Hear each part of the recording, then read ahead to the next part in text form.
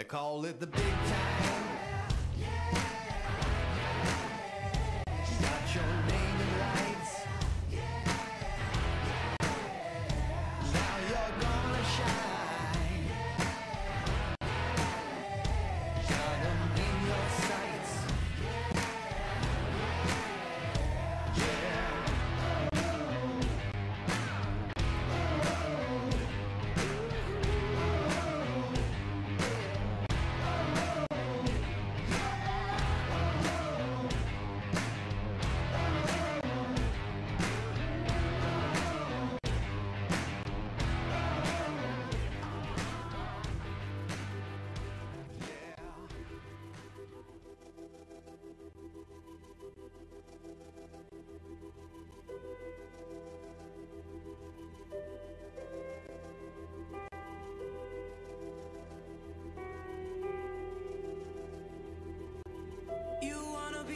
Now you're just trying to find a way out.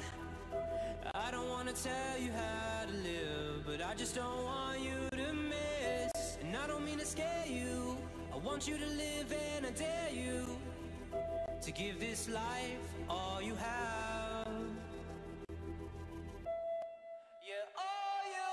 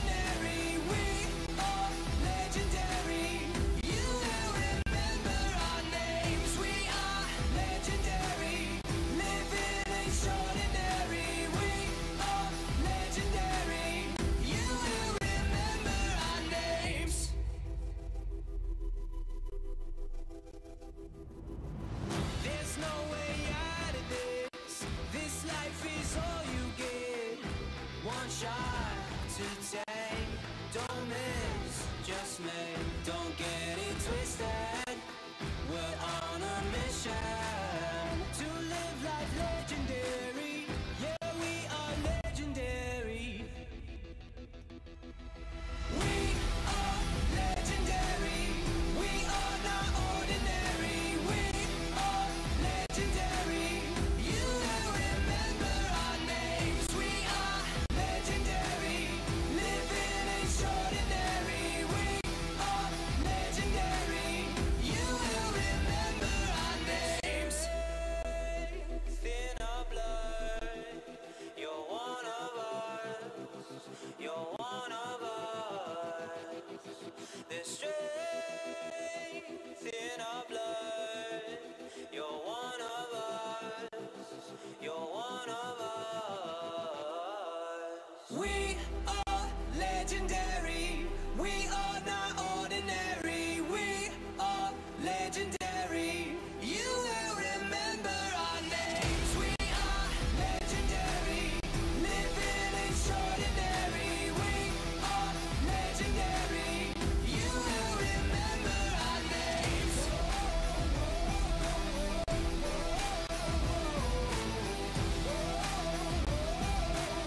You will remember our names.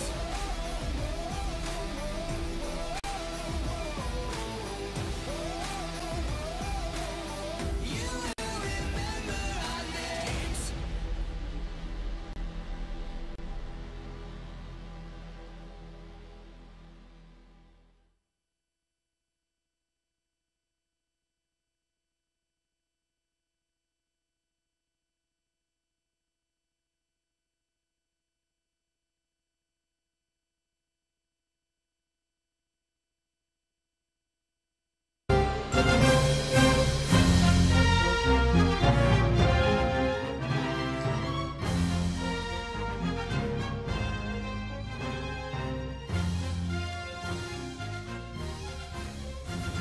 Welcome into Panther Friday Night on Tradio. I'm Will Connerly alongside Tramel Jeffers. District play is winding down, and the Colleyville Heritage Panthers find themselves in a position with 2 regular season games left. Burleson tonight, Grapevine next week, both here at Mustang Panther Stadium, with a chance to have a top 2 seed in the district, which would mean a postseason game at Mustang Panther as well. Now, not to get ahead of ourselves, we will get into the district standings tonight in depth, but certainly an avenue for Colleyville.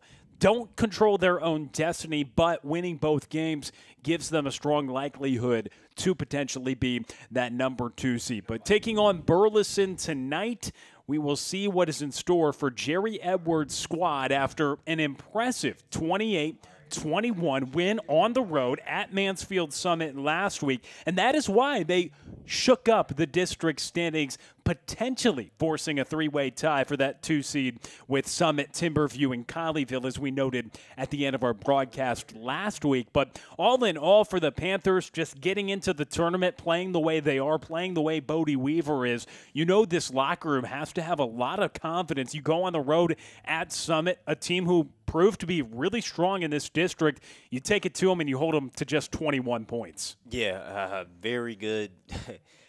Very good game last week, really the last 2 weeks.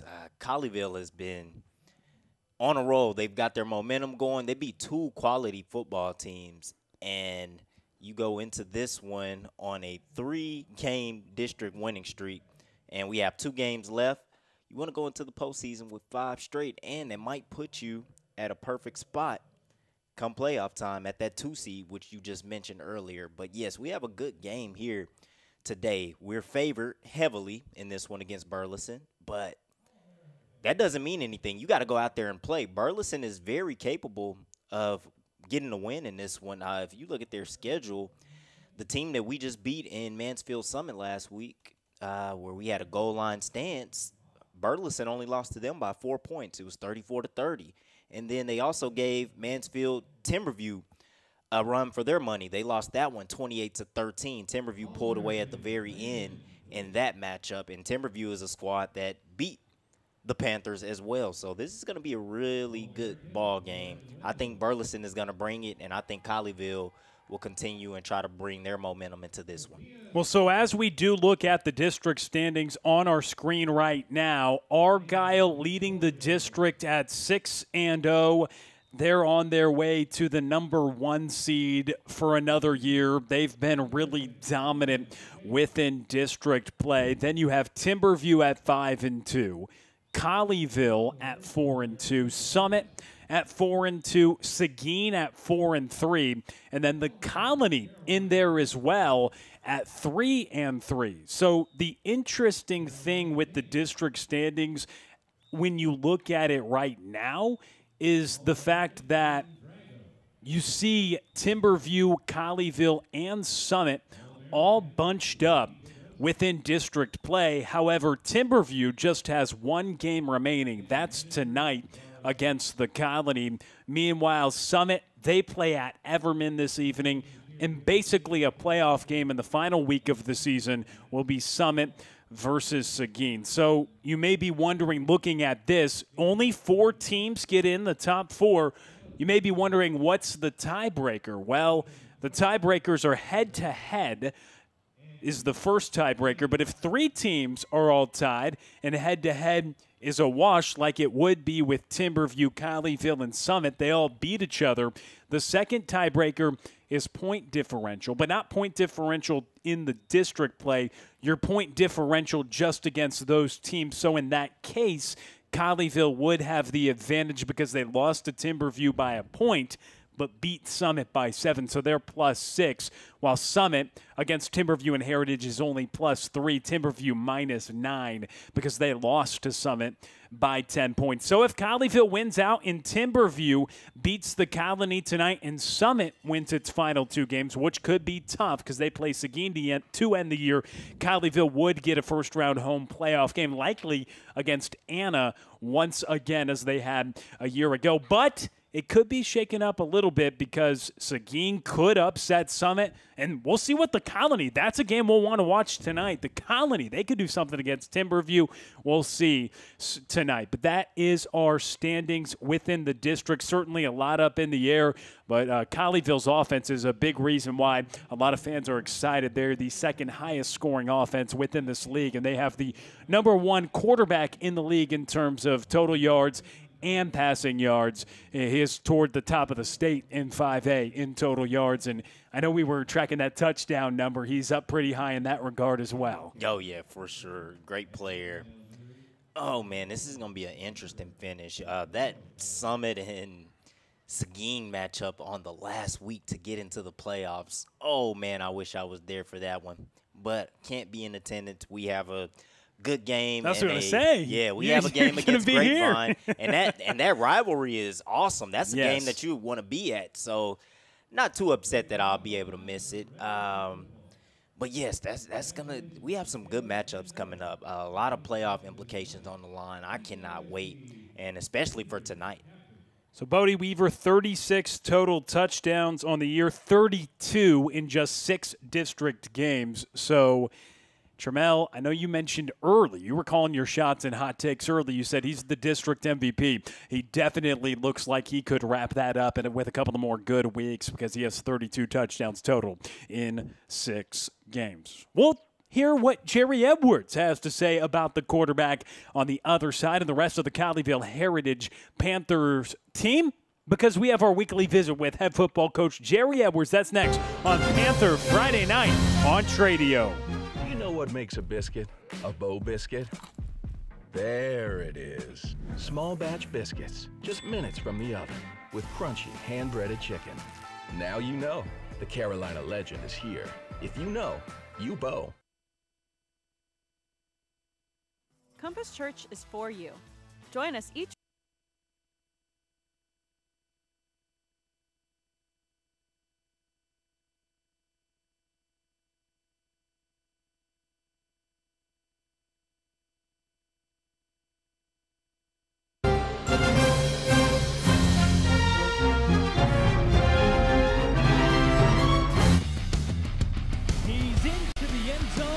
touchdown. That's 6.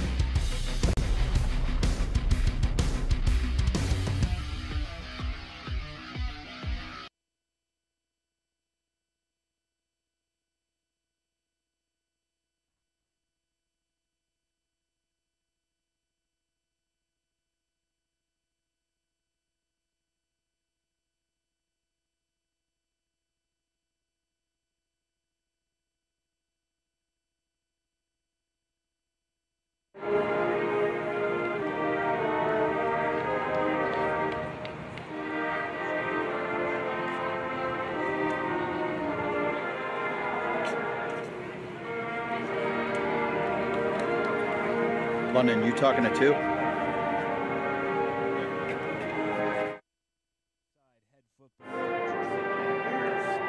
thanks for always taking the time to join us on the pregame show. Your team goes and gets a big road win, 28-21. Now that you've digested the film in that one, what most impressed you about your team in that matchup? Well, really 2 things that kind of stand out in that game. I think physicality-wise, we knew it was going to be a physical matchup just because they love to pound the ball and run the football. And then they have a really, really good defense that will get after you at the line of scrimmage. And so, we told our kids all week, you got to match physicality with physicality. And I think anyone that watched that football game would say that we won the physical battle. And we did. Our kids came out and played with tremendous effort and heart and grit. And got after it from the first snap and responded well. And then the second thing that I take away with it is guys stepping up and filling in roles that they may have not have played all year to get it done. We had a couple starters out And so next man up mentality got in, and those guys did a tremendous job. We had 3 or 4 guys out that game. Just the willingness to do whatever it takes for our team to win, and be ready when their number was called, was really good and a testament to our team. Because when you get deep into the season, you're going to get banged up and bruised, and guys are going to have to come out. And these guys stepped up and did a good job, and, we were physical all night. For back-to-back weeks to win it defensively, at least at the end, I'm sure that has to feel good, Coach. It does feel good. We never want to be in that situation per se, but, we practice both sides of the ball, or even special teams, that, when it comes down to the end of the game and somebody's got to make a play, we want it to be us, whether it's defensively, offensively, or in special teams. And, back-to-back week has just happened to be the defense. And, our kids thrive under that pressure and that point, and they want to be the ones. And, we feel confident in our preparation every week that when we get in those moments that we can get the big play when we need to. And we were able to do it the last 2 weeks. It's Demarius Logan making a big play on special teams to be able to block a punt, then block the PAT last week. I mean, not to mention the pressure that he got on the quarterback at the end of the game, but that's massive for your team, seeing a guy come through in multiple facets for your team. Yeah, he's done a tremendous job all year long, and, it's just our kids buying into special teams and how important. Like you said, a block punt last week. We had a block PAT last week, and then the week before, same. And so, it's something that we work on and strive for, and our kids buy into, because you never know, any play at any point in the game could be the deciding factor. And so we want to make sure that we're geared up and ready to go, and giving our best effort regardless of the scenario. So now at Mustang Panther tonight, speaking of being geared up and ready to go, taking on Burleson, what do you know about them? They're really, really good on defense. They stem around a lot, bring a lot of exotic pressures, mix it up in the secondary quite a bit. And so, it's been a task all week to try to simulate that and make sure. But, offensively, we've done a good job. We always feel confident when the ball's in number 2's hands that he's going to find a way to get first downs and spread the ball around the field. And our offensive line has stepped up big, and, Colin has ran the ball extremely hard. And so we're going to need a same type of effort this week from those guys, finding ways to be creative and moving the football and putting points on the board. And then defensively, their starter is out for the year, broke his ankle. And so, they got a sophomore that's been playing quite a bit. He's pretty electric with his feet. They're going to live in the short passing game and let the quarterback run a lot with his feet. And so we got to do a good job of making sure we get them in second and third and long situations, make them uncomfortable. And then we got to control field position, which I thought was another thing against Summit we did a tremendous job of doing, is winning the field position battle. And so we've got to do that again this week with our special teams unit. When you bring up number 2, and we talk about him every week, but in all your years of coaching, does this rank pretty high on the list in just terms of the leadership ability of a quarterback? 27 touchdowns and 4 interceptions for those that are counting. I mean, the numbers he's put up is unbelievable, but some of the things that the numbers don't show, he's done at a really high level this year as well. Yeah, it's the second time this week I've gotten that question, and he's really a true blended mode of pocket passer / playmaker. And I think the Summit coach summed it up well. He's a 6'3" Johnny Manziel, and when the game's on the line, you want the ball in his hands. And I've said this before, he's just done a tremendous job from last year to this year, upping his game and taking his game to a new level. And I think that's his competitive nature of wanting to be the best, having a bad taste in his mouth. I think he's a guy that should have been high on everybody's recruiting radar. And I think there's a lot of people going, man, we missed. And we tried to tell him he's a dude. And so, I think the world is his limit. I think he's playing out of this world. I think he's gotten to that next elite level. and I think he's going to live there. When you're put in the same breath as an Aggie, I know you mentioned during the bye week you went down and saw the Aggies, where you went, and I'm sure you're proud of the way they're playing football right now, ranked third in the country and undefeated. Yeah, as an Aggie, you live and die by it, and so, every week's a breath, but, I do. That's the one little reprieve I get on the weekends. It's full game plan, full breakdown, full get ready for the following week. But I do take 3 to 4 hours on Saturdays and relax a little bit and be a fan. So it has been enjoyable to watch. And, their team, kind of resembles us a little bit. They got an excellent quarterback that's a dual threat guy, can run, throw, extend plays, a great receiving core like we do as well. And then a defense that, stands up, makes big plays. And so, you see a lot of similarities. And, when you're winning at a high level, it doesn't matter whether it's in college or high school, you're going to see the same characteristics on a football team. And so, just really proud of them. But, my focus is the Panthers, and I want us to keep rolling and doing what we do. Well, yes, sir, Coach. Good luck to the Panthers tonight. Good luck to the Aggies tomorrow up in Columbia, Missouri. And thanks so much for your time as always, Coach. I appreciate it. Go Panthers. That's head football coach Jerry Edwards joining us on the pregame show. Thanks to Coach Edwards for taking the time to speak with us here this week. And as always, as the Colleyville Heritage Panthers are set to run on out, we'll get our keys to victory here tonight.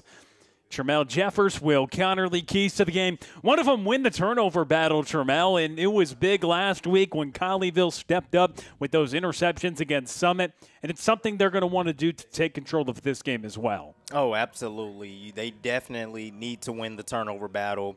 They generated key interceptions last week, and they're aiming to keep that defensive momentum rolling this week. They're trying to protect the ball, and they're going to try to force some takeaways to shift that momentum early in this one. And also take care of that football as well, and also try to take care of the trenches, our second key to the game. Control the line of scrimmage. Yep, both teams heavily lean on the run. Colleyville Heritage, they average 153 rushing yards per game, and Burleson, they average 186 rushing yards per game. So these are teams that control the trenches, and whoever does it the best is going to dictate that tempo and possession. And then also limit explosive plays for a team like Burleson coming into this game that can play good defense. One way they could maybe try to steal this one on the road is big play. So that's going to be a huge thing for the Colleyville defense, limiting some of those explosives, especially with some younger guys in that secondary for Colleyville, who did play well last week in their debut. Yes, so that Panthers secondary, they're coming in with some momentum, but they're going to have their hands full today with limiting explosive plays. Burleson's wide receiver, Ashton Johnson, is averaging 19.4 yards a catch, and he can score from anywhere. And also Andrew Sparks has an arm, and he's got receivers that stretch that field. So Colleyville is going to have to tackle in space, and they're going to have to keep plays in front of them to prevent quick strikes. They will indeed. That's going to be a big thing to watch, and especially considering the fact who Burleson is going to go out with quarterback. They've played 3 different guys this year at that position, and they are coming off a loss where they just scored 1 touchdown against Argyle last week. So Colleyville and Burleson set to kick off in a matter of moments here this evening. Will Connerly, Tremel Jeffers will have it for you coming up in just a moment.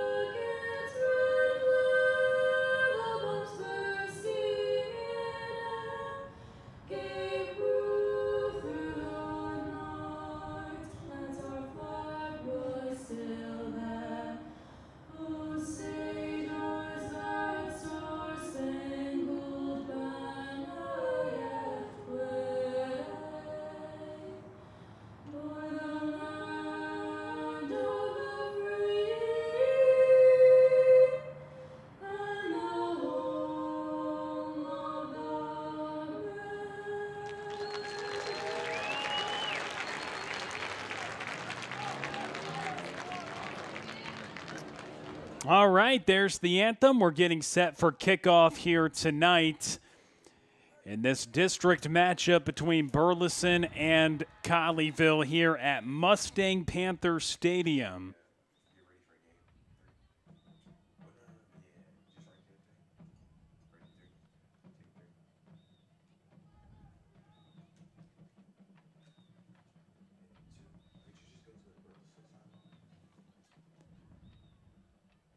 So Burleson won the toss, and they do defer. So Colleyville will start with the football. And you'll have a chance to see Bodie Weaver and this explosive Colleyville offense right out of the gates here in this matchup tonight.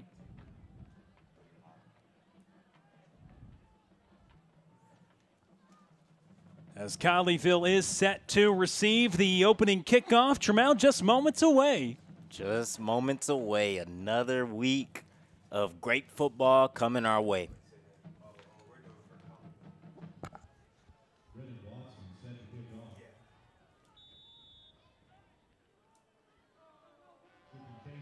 So Brennan Watson was going to kick it deep for Burleson, and then coming in to swing it was Braden Bruder, and it goes out of bounds. So Colleyville going to have good field position on their opening drive of this game.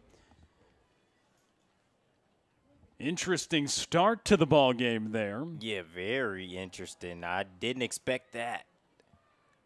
They gave us a gift to open the game, so we'll take it at the 40-yard line.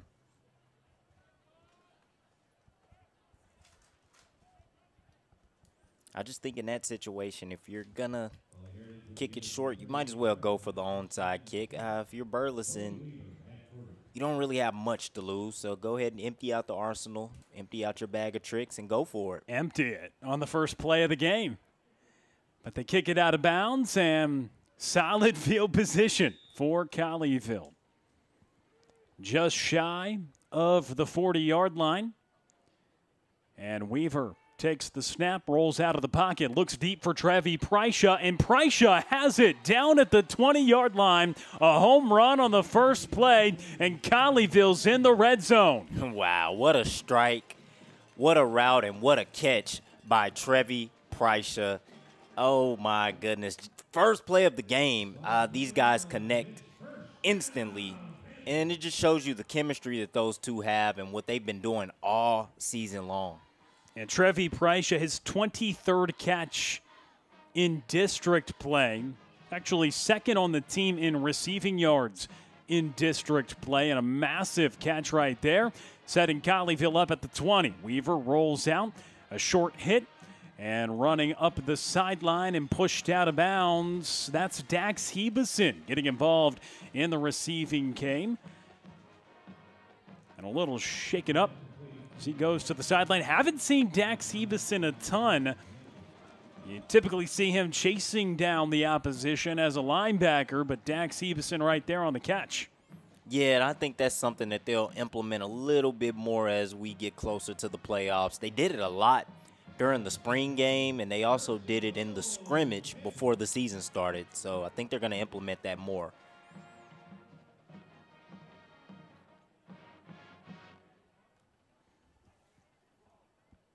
So on the first down, it's a handoff into the end zone. It's Gabe Bess, and a touchdown. 7-yard rushing touchdown for Gabe Bess, and Colleyville punches first. They're up 6-0. Perfect start to the game. That huge strike to Trevi Prysha is what started this drive, the 4-play drive, and they punch it in the end zone instantly. And now Colleyville going for 2. It's a direct snap to Dax Hebeson. And Dax Hebeson looks like he breaks the plane, and he does. Colleyville converts on the 2-point try, and they take an 8-0 lead here in the first quarter. Less than a minute in, 11:13 on the clock in the opening quarter. It's Colleyville marching down the field on the first play. They go to Trevi Prysha And then Dax Ebison with a catch to get him close. Gabe Bess with a run to finish it off. And Colleyville only needs 3 plays to assert their dominance on offense for a team that's second in the district in scoring, 37.6 points per game. They show that pretty quick after Burleson deferred the kickoff to the second half. It's Gabe Bess who runs into the end zone. Just his second rushing touchdown of the year. Does have a pair of scores through the air, receiving as well. 4 total on the year now for the junior running back who's taking the reins in the backfield now for Colleyville. But Dax Ebison being involved a little bit in the red zone. We saw him catch a couple of touchdown passes last year, and he obviously has good hands. 3 interceptions on the year out of the linebacker spot. But it's Colleyville puts together a very efficient drive, just 11:13 on the clock, 3 plays, and they score. They had a short field starting at the 38, and they take advantage of it. Yeah, great start by the offense. They're rolling, and let's see if the defense can do the same here on this possession. So the kickoff is through the end zone, and Burleson's offense will take the field. Dax Ebison being involved on offense. Look at Dax Ebison now moving to the middle linebacker spot with Joey Nisbet out. And you see number 12 in the heart of that defense at middle linebacker. Camden Blackson still outside, moving Braden Edwards to start in Nisbet's absence. And he's an outside linebacker as well. And a flag is down on the field. Too many men on the field for Burleson before they were getting ready to snap their initial play from scrimmage. This would appear to be the case there.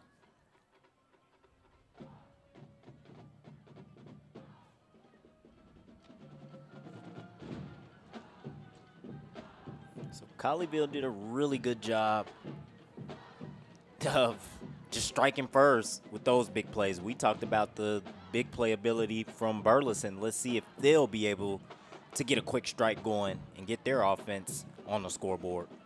It was a 42-yard completion to Trevi Prycia to begin the game. A 13-yard reception by Dax Ebison, and then Gabe Bess finished it off from 7 yards out.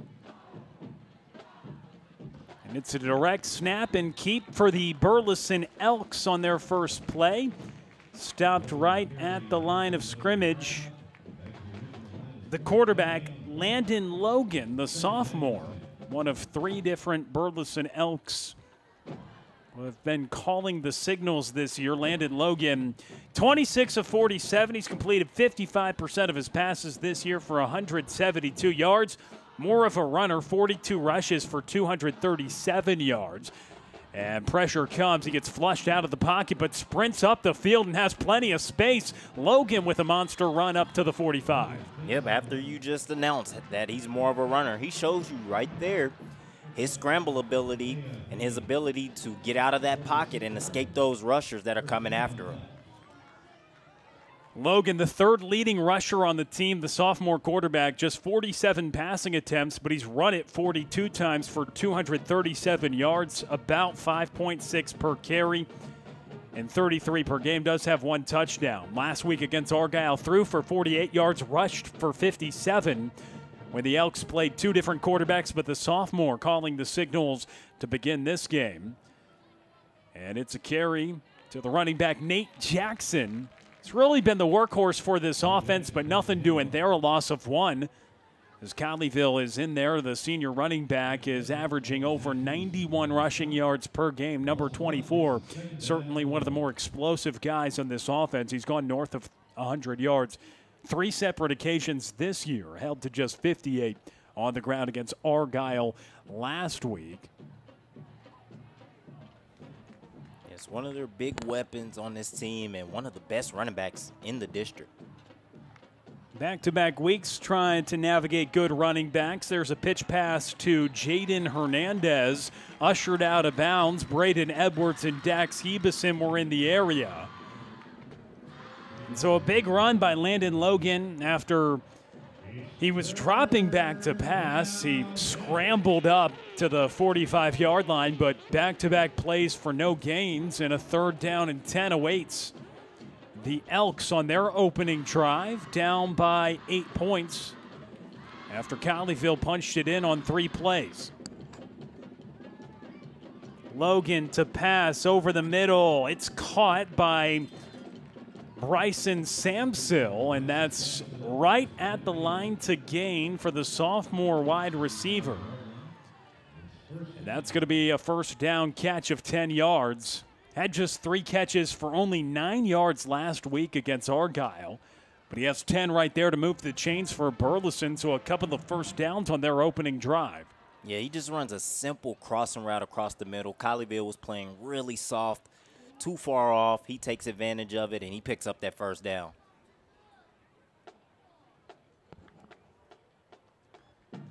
Handoff to Jackson. Bouncing to the outside, Camden Blackson and Chase Gibson along on the tackle. Good pursuit. Hebeson first to wrap his arms around the senior running back, Nate Jackson. So a 2nd down and 9 here for the Elks.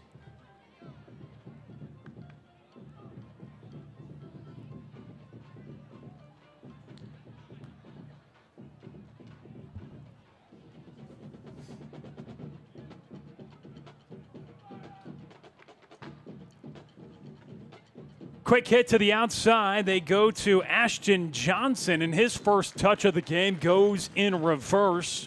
The sophomore wide receiver who you highlighted in the pregame, about 20 yards per catch.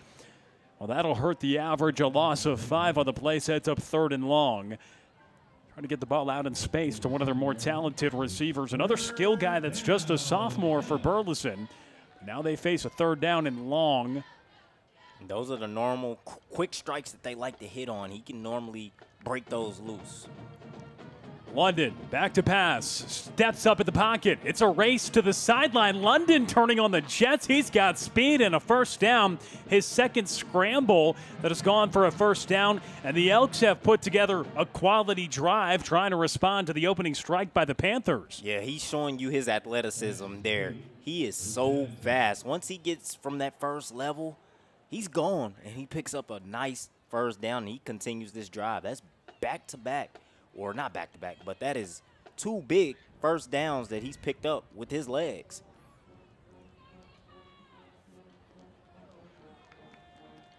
So on 1st and 10, it's Jackson on the handoff. He breaks a couple tackles, and he'll have a 1st down carry as well. So the Elks continue to move the chains on their 1st drive. Landon Logan, the dual threat quarterback, also the varsity point guard at Burleson. With the sophomore putting together a solid drive here. And it's a handoff to Jackson. He hits the hole hard, and he's down to the 2-yard line.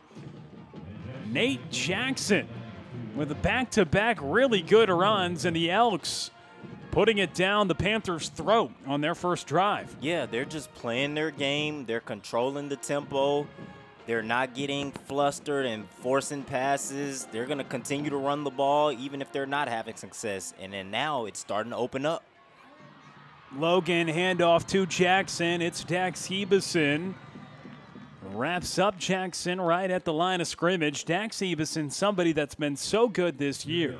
Already a pair of tackles tonight. 9 tackles for loss on the year, leading the team. Mentioned the 3 interceptions. Now moving to the middle linebacker spot. Colleyville looking for a stand defensively at the goal line, but it's Logan who lunges into the end zone. He scampers just from 2 yards out for a rushing touchdown, and Landon Logan, his 2nd touchdown of the year, both coming on the ground, and the sophomore quarterback leading a quality drive. So both teams find the end zone on their 1st drive of the game, and Burleson going to try for the point after. Fantastic drive by the Elks. I mean, they just like I said, they controlled the tempo.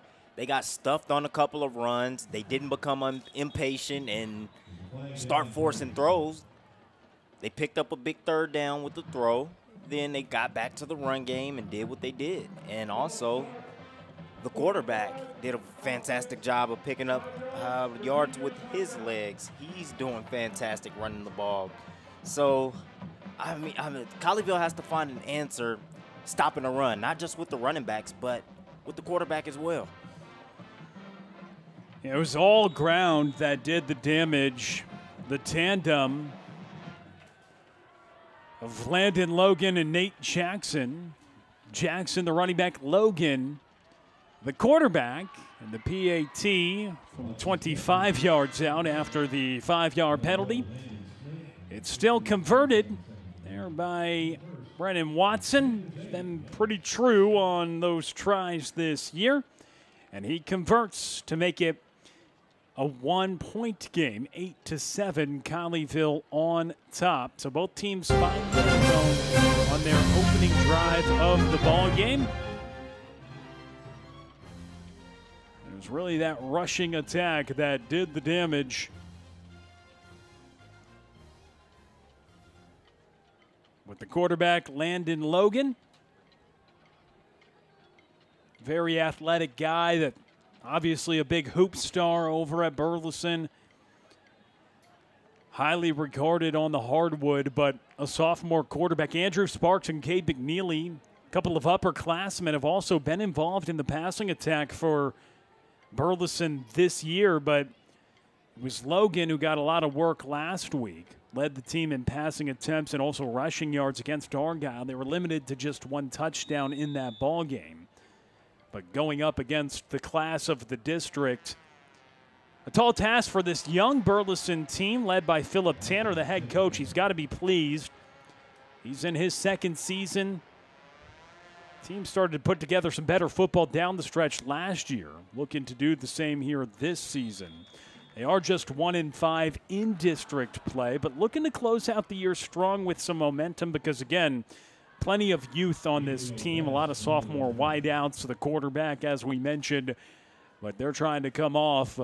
They're trying to break a 3-game losing streak tonight after losing 41-7 to Argyle last week. So Colleyville's second drive on offense about to get underway. It's starting this time from the 39. Their first drive started from the 38, so some good field position on their first two drives. Colleyville didn't need much time to score on their first drive. They only needed 3 plays to get the job done. It was a hit down to Trevi Prycia, and all of a sudden they were in the red zone. Dax Hebeson and Gabe Best did the rest, a Hebeson reception and a Best run. So after a 3-play scoring drive, Colleyville's offense back out there. Bodie Weaver in an empty set in the shotgun. Brings Blake Wendler in motion across the line, and Weaver will take it himself. Wrapped up from behind by Giovanni Thomas. Big guy on that defensive line, number 94. Couple sacks on the year for the senior. Yep, so they're going to have to establish the run in this one, too, just to keep him from going in this one. Because, like you mentioned, he's got a couple of sacks, and he's capable of getting in that backfield. In the backfield now for Colleyville, it's Colin Bennett.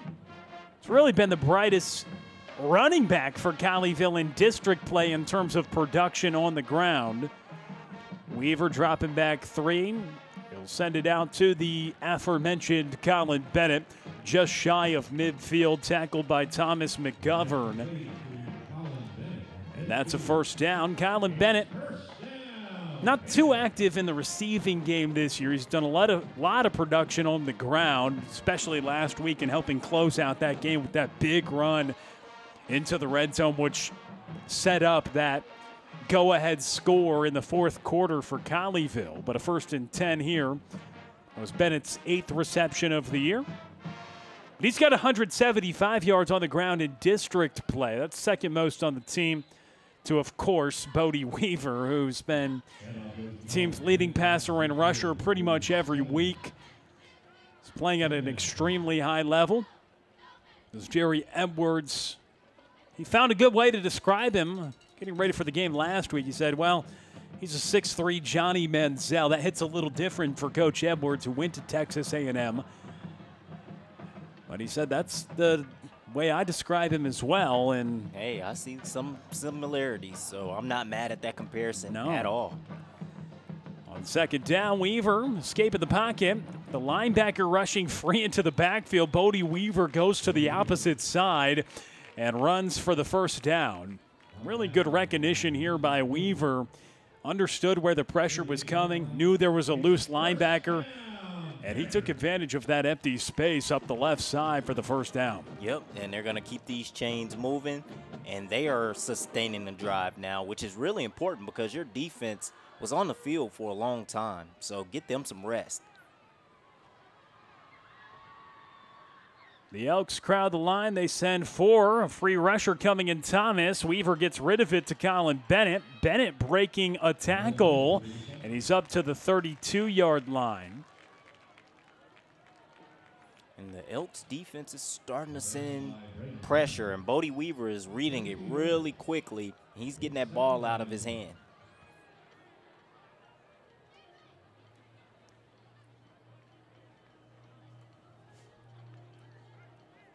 Second down, 4 yards to go.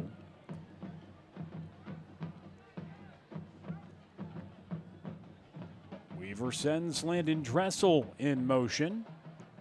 Pressure comes again. Weaver, nice hit to Lucas Sunwall. Makes 2 men miss, and Sunwall, it takes 4 Elks to bring him down, but not before he gets to the 20-yard line.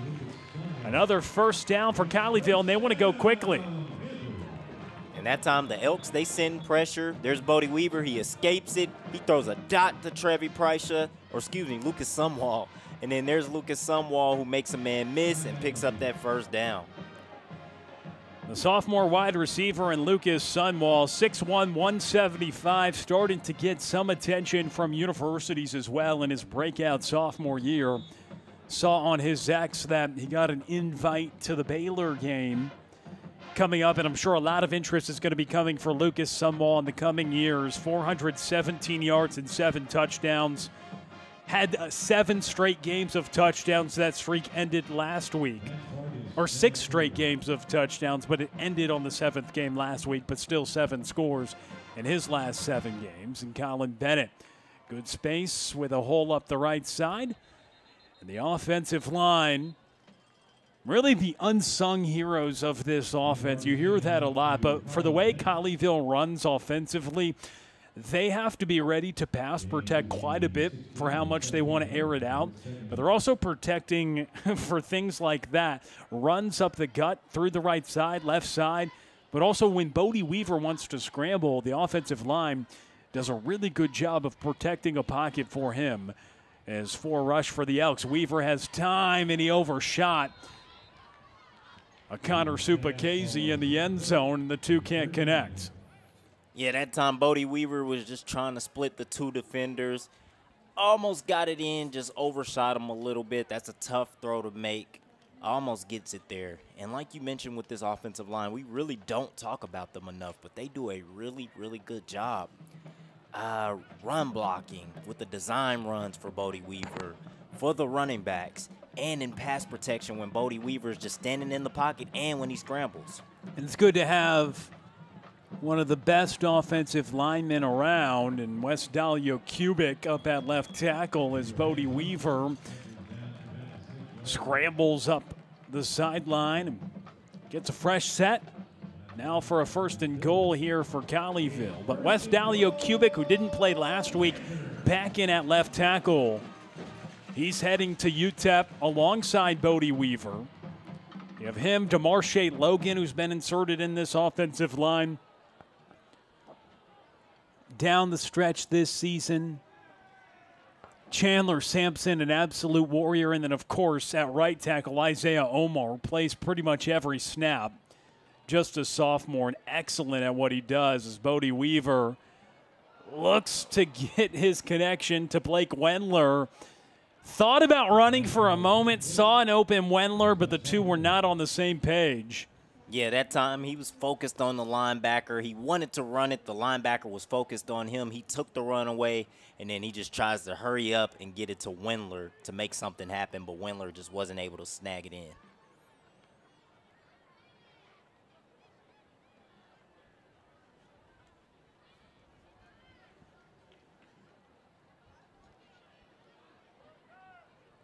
Second and goal from the 6. Weaver has the edge, and he gets right to the goal line, stopped up at the 1-yard line. So it was a Bodie Weaver run that set up Colleyville at the 6-yard line with his scramble for 10 yards up the sideline. He gets him a little closer here.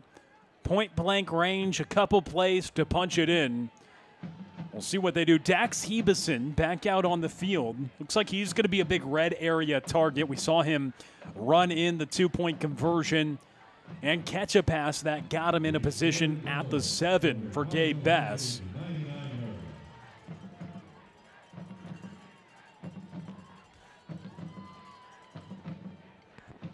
Snap is back. Bodie Weaver gets into the end zone. From 1 yard out, Bodie Weaver now with 10 rushing touchdowns on the year, 37 overall, and Colleyville finds the end zone on their first 2 drives of the ball game.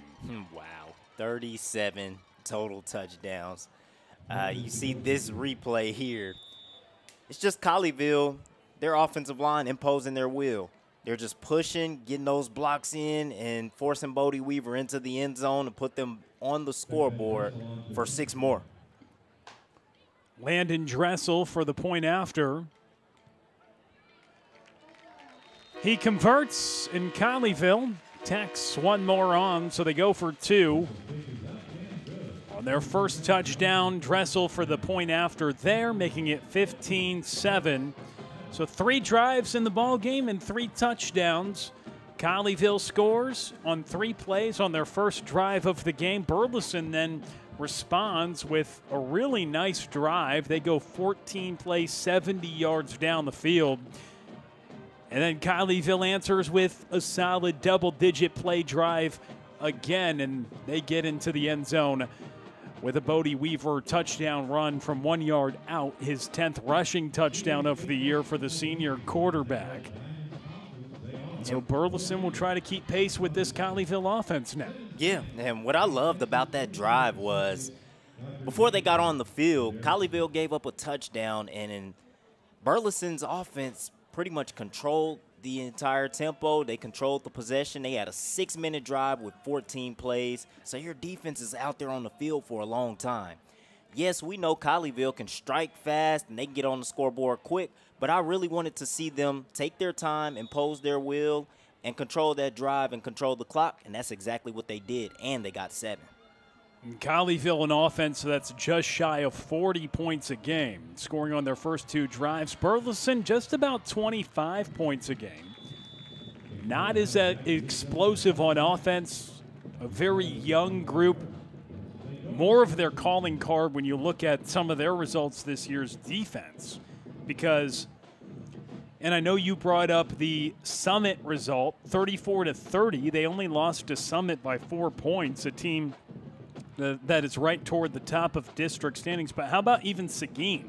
They only lost 21-0 to Seguin. Seguin's a team that is amongst one of the highest scoring teams in the district, and they only allowed 3 touchdowns in that game. Didn't score, but it's a team that has a good calling card of defense in Colleyville. Well, they put points on the board, touchdowns on their first 2 drives. Nate Jackson on the carry right there. He picks up a yard. Jackson had a really strong first drive for Burleson. Overall, he touched it 5 times for 28 yards on the ground. And Logan, well, he ran for 40 yards on that first drive. Landon Logan and had the touchdown to finish it off. So both quarterbacks have run for a score, but 3 drives in, each team or each drive has resulted in a touchdown. But Burleson, in the midst of their second drive, will switch sides and have the second quarter for you on the other side. That first quarter brought to you by Texas Orthopedic Associates. From your first paycheck to your first home, starting your own business, or celebrating your retirement, we're here for all of life's important moments. At Simmons Bank, our modern banking solutions make managing your finances effortless.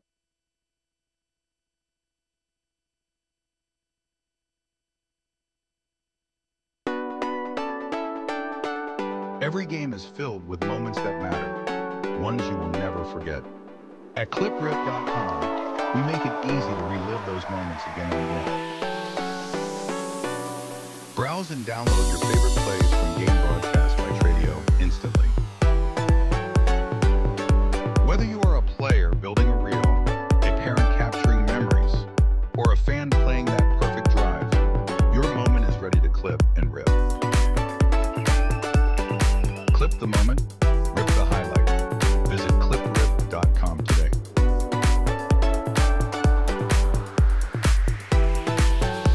Back with you for the start of the second quarter, and nearly Chase Gibson's second interception of the season. Welcome back to Panther Friday Night on Tradio. Here in quarter number 2, a 15-7 Colleyville lead. 3 drives, 3 scores so far, 2 for Colleyville, 1 for Burleson, and they're now in their second drive, facing a third down and 9 after the incompletion.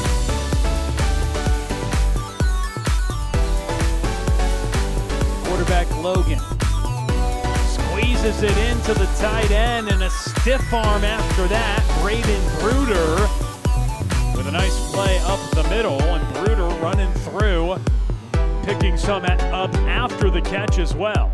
Oh my goodness, Braden Bruder right down the middle. Nice snag, and then he finishes it off with a strong stiff arm. The senior wide receiver slash punter showing his strength on that play.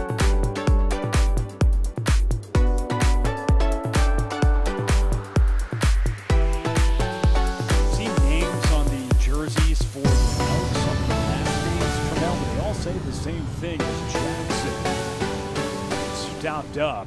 Momentum stopped by Dax Everson before Jackson lost a yard. Another tackle for loss for Dax Everson, his 10th of the season.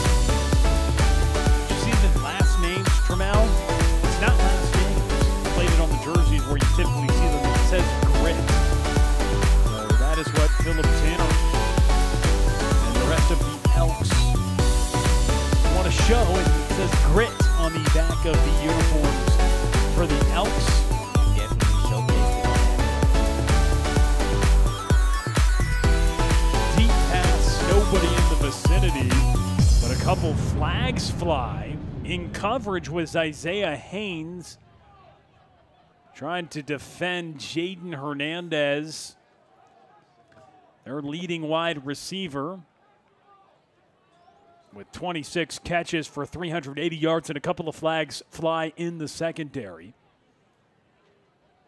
That ball was not even close. But they are going to tag Isaiah Haynes with the pass interference. And so that will be 15 yards for Burleson. First time Colleyville's been penalized tonight. A pair of penalties for the Elks.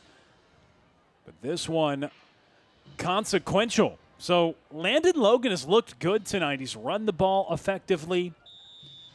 Just one incompletion. He's had a couple of third down completions, including the one to the tight end, Braden Bruder, moments ago. And then looking down the field to Hernandez, Isaiah Haynes called for the pass interference. Logan out in the flat, gives it off to Jaden Hernandez. And a good job to make something out of that, because he was off balance when he caught it behind the line of scrimmage, but was able to motor forward, just a 1-yard gain. But thankful for the Elks that it wasn't a loss. Yeah, he lost his footing, turns a loss of 5 into a gain of 1, made something out of nothing.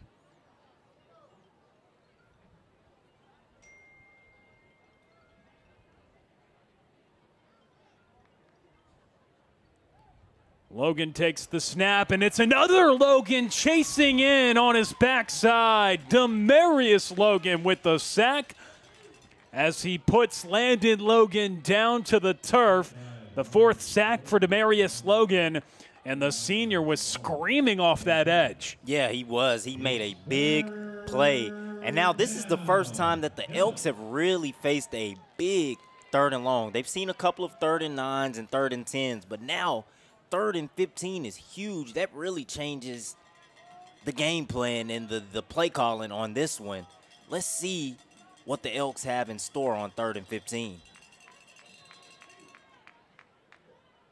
And the Elks want to talk about it as well. They call a timeout, their first called of the half. 9:23 to go in the second quarter. Burleson burns their first timeout of this first half.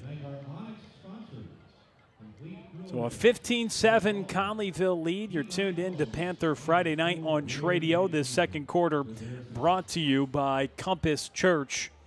Shout out to all the great sponsors in the Colleyville Heritage Booster Club that help make this Panther Friday Night on Tradio possible every week. But a 3rd down and 15 is what the sophomore quarterback Landon Logan and the Burleson Elks face. Burleson 3-5 on the year, 1-5 in district play, 1-3 at home. They are 2-2 on the road. They lost at home 41-7 against Argyle last week. Their lone district win came against Grapevine. So they've been here at Mustang Panther before. Logan with a screen. They had the space to Nick Johnson, the junior running back, but he cannot corral it, facing a 4th and 15 now. Yeah, they had a lot of space on that one. They could have picked that one up. He just doesn't hold on to the ball, and that is a killer.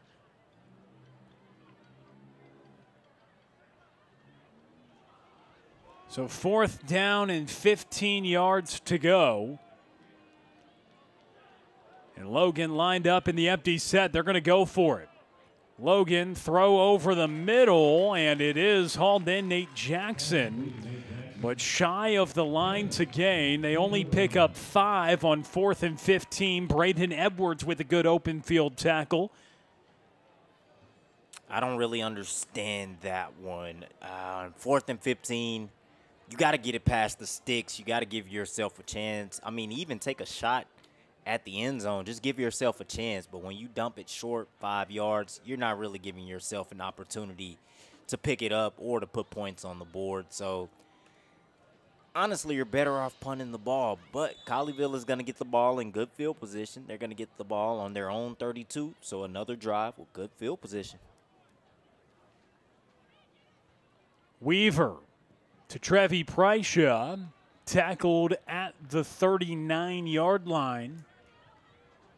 A pickup of 6 on 1st down with the quick hit to Trevi Prysha, his 2nd reception tonight. Had a big 40-yarder to open the ball game. Colleyville will do that sometimes. First play of the game, let's take a big shot. Yep. Really saw that first play of the season if you go way back to Connor Supacasey for 47. That pass short, looking for Connor Supacasey. Incomplete, 3rd down. And even last year, the first play of the game. Yes. Braden blew it, albeit it was called back. It was a touchdown first play. I forgot about that. 3rd down and 4. Good memory, though, especially for someone that wasn't at the game. Shows Tremel Jeffers definitely did his film study. Oh, absolutely. Always. 3rd and 4, though, for Colleyville. Burleson just turned it over on downs on their 2nd drive after facing a 4th and 15, giving Colleyville solid field position.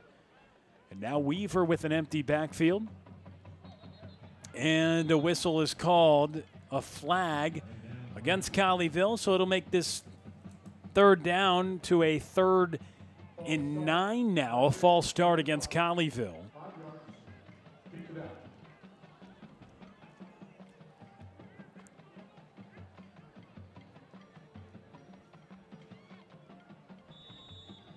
So a 3rd and 9 for the Panthers.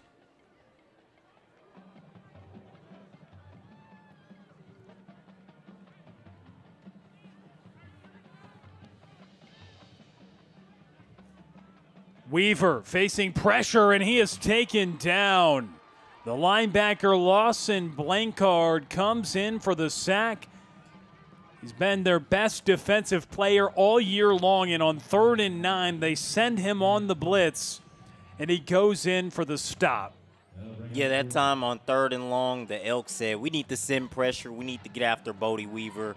Before he can fluster and get out of that pocket, they get to him quick, and they get a nice stop and a much-needed stop to keep this game from going into double digits.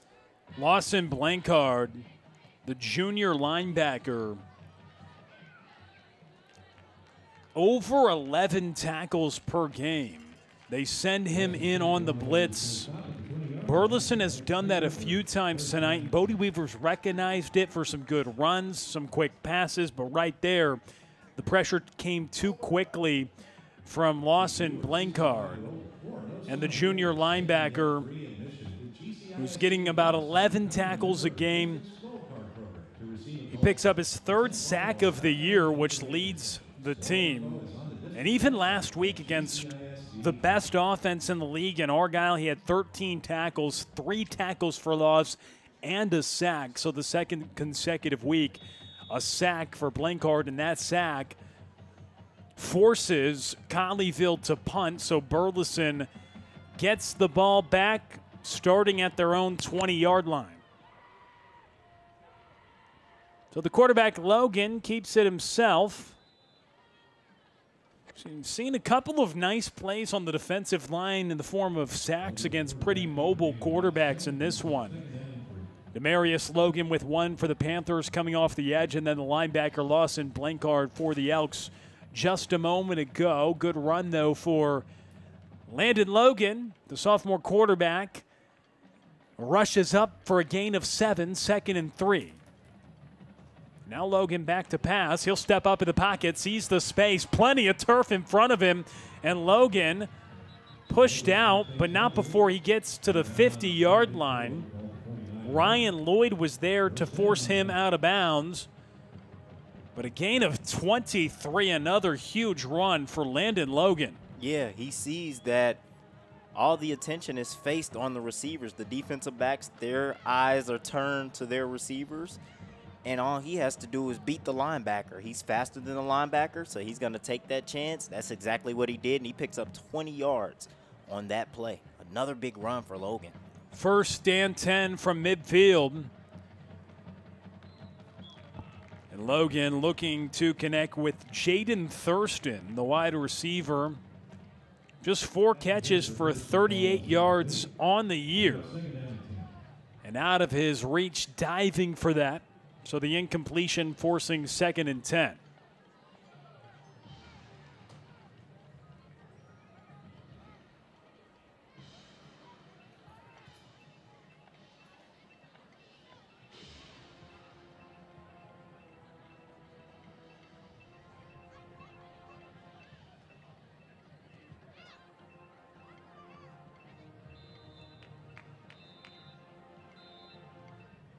Timeout. Burleson, this is their 2nd timeout. So Burleson calls a timeout.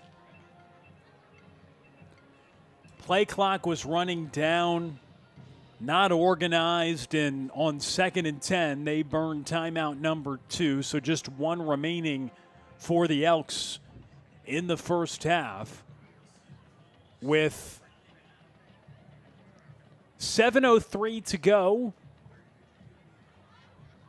in this second quarter. They haven't changed it up on the big board, but we know it's quarter number 2, Trammell, and hopefully you guys watching as well do. But a 15-7 score. Colleyville punched it into the end zone in their first 2 drives, but their 3rd drive, they punted, and now Burleson has it, who scored on their opening drive, turned it over on downs the second time they had the ball, and here's drive number 3, and they're in Colleyville territory at the 49-yard line. because of the quarterback, Landon Logan. Gets a short completion. Dax Ebeson forces him out of bounds along with the help of Camden Blackson. Braden Bruder, the senior wideout, on the short catch. It's a third down, 9 yards to go. And the Elks have picked up pretty much every third down except for one that they've faced in this game. Out of 7, they've picked up 6. So they're doing a really good job of converting on third down, whether it's with Logan's legs or him connecting with the receiver. Low snap for Logan, and he gets pushed down. Isaiah Omar gets a hold of Landon Logan. The second sack for the Panthers, and big number 57 is able to take down the quarterback. Isaiah Omar says, you guys are 6 for 7 on third down. Let me end that right now. Let me get here to the quarterback. I have a meeting with the quarterback. Let me bring him down. And Isaiah Omar called up last year, and then Colleyville recognized how good and dominant he was as a freshman, starting him down the stretch, and when healthy, really dominant, and missed a game this year. You could feel his loss when he was out for a couple of games and just sidelined for limited time this year, but 7 tackles for loss in 6 games this year. Even with missing a couple, that's still second most on the team in the tackle for loss department, and has a big sack right there, which forces a punt. So we've seen both teams' defensive lines get after the quarterback in this one, and it's the sophomore Isaiah Omar plays pretty much every snap on the offensive and defensive line, and one of the best prospects on this Colleyville Heritage football team. Sophomore starting, defensive end, also playing tackle for you, making plays every single week, and Colleyville could feel that loss when he had to be out a couple games. Glad to have him back because he is just dominant, and you saw it right there, especially against the mobile Landon Logan, who has been hurting Colleyville, as you noted, on third downs quite a bit, but a booming punt sets Colleyville up at their own 2-yard line. So Bodie Weaver lined up in the end zone in the shotgun, and he will go back to pass. Weaver looking for Landon Dressel. Had to get rid of it because he was nearly out of the back of the end zone before he launched that one out of the reach of Landon Dressel. He was getting really close to that back line of the end zone. I was hoping we didn't see a Dan Orlovsky moment there, but he just got rid of it.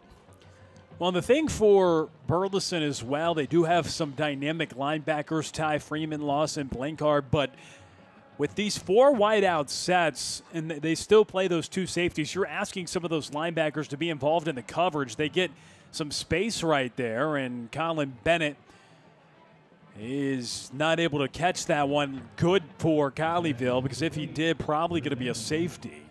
And so the incompletion now sets up a third down for Colleyville, backed up at their own 2-yard line after a really strong punt from Braden Bruder that downed them right deep in their own territory. Yep, right at the 2-yard line. Really good punt. So Colleyville facing a 3rd and 10. Bodie Weaver.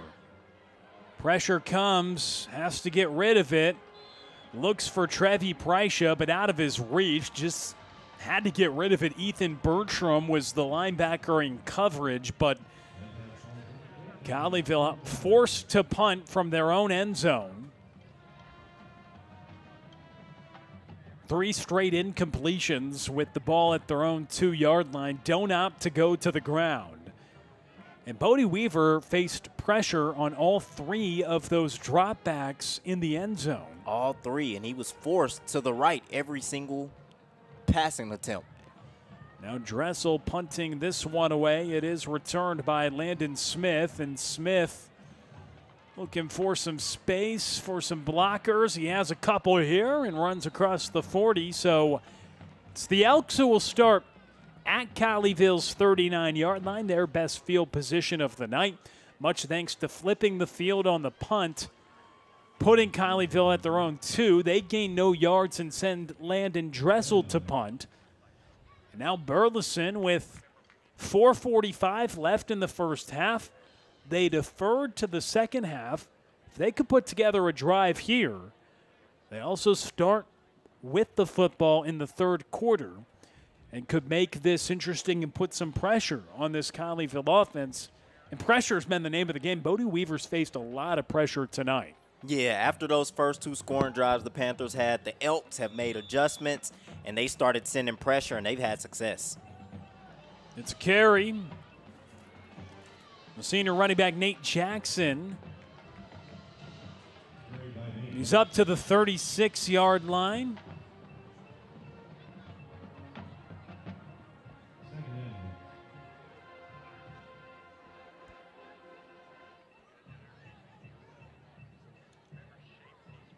With about 4.5 minutes left in this second quarter.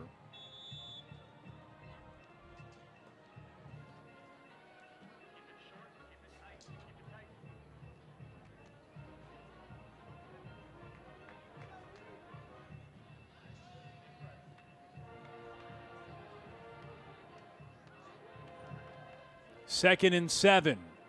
And it's Landon Logan. Runs it himself. He's got 3 down to the 10-yard line. Landon Logan imposing his will on the ground tonight.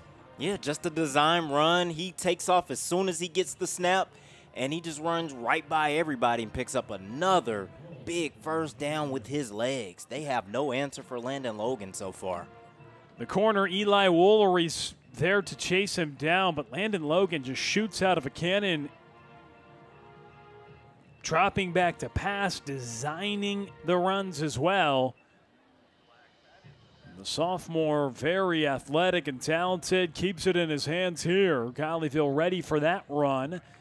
He's stopped behind the line of scrimmage, going back to about the 10. But Landon Logan's been the story tonight for Burleson.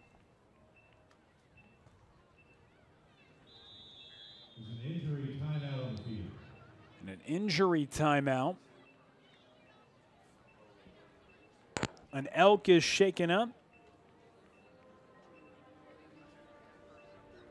Grit printed on the back of the jerseys for Burleson. They're showing a lot of grit tonight, creating these lanes for Landon Logan, and one of the more speedy quarterbacks really Colleyville has seen.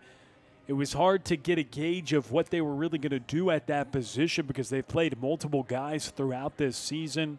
Andrew Sparks, Cade McNeely. Logan's been getting some opportunities as of late, and he's been a guy who has been really efficient. You knew he had the dynamic opportunity to use his legs, and he definitely has tonight.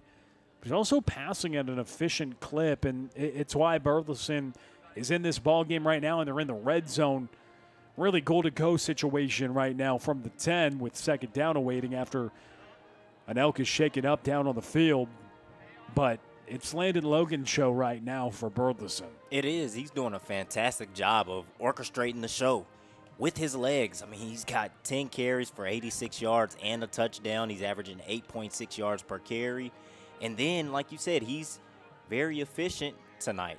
7 for 10, only 42 yards passing, but he's connected on 3 big third downs with his arm. So he's doing it all with his legs, with his arms.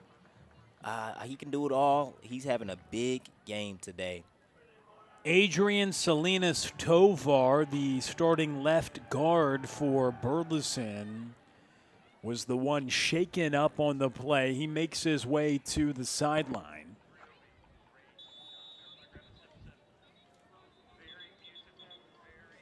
Oh, and Happy Halloween. Happy Halloween. What do we have here? Is that Pikachu? I think that's bingo.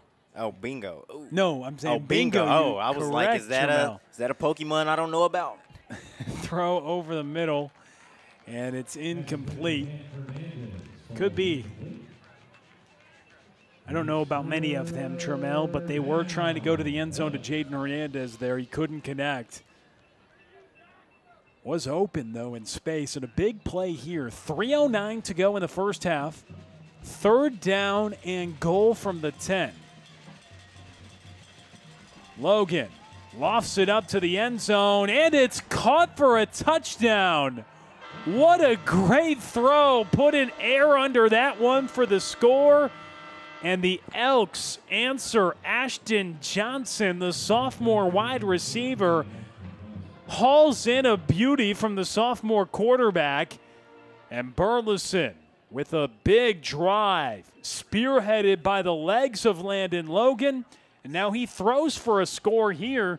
Saw the single coverage, lofted it up, and his wide receiver, Ashton Johnson, is able to go in for a team best 5th receiving touchdown of the season. Yes, what a beautiful corner route. Like you said, it was man coverage.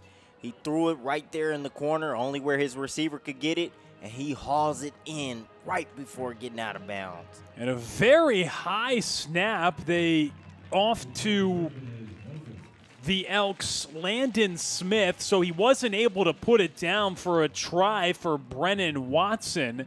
And so instead, the holder tried to dive for the pylon after the snap was so high and couldn't get there.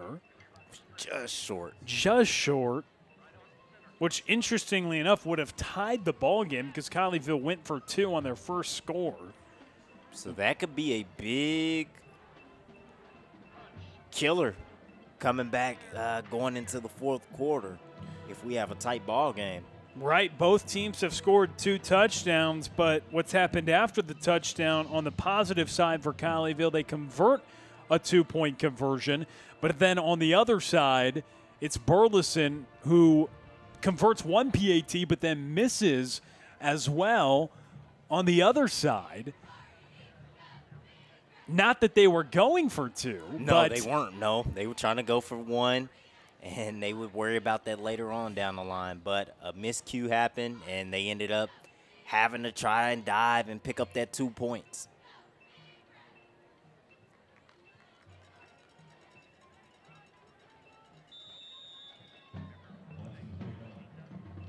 But both teams with touchdown drives, 2 apiece for either side. Good ball game here at Mustang Panther Stadium.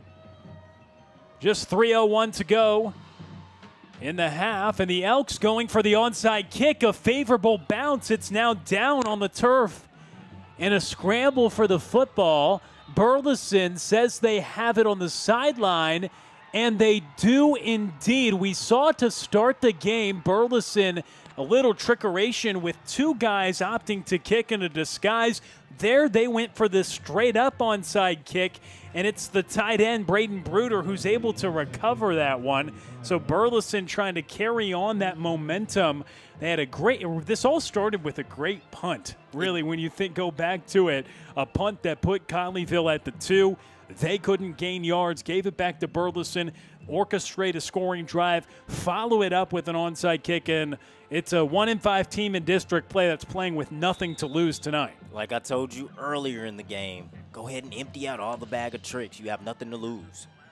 Logan steps up in the pocket, launching one down the field. Running in stride with space was Ashton Johnson, who he just hit for the touchdown, but he cannot convert to the sophomore wide receiver there.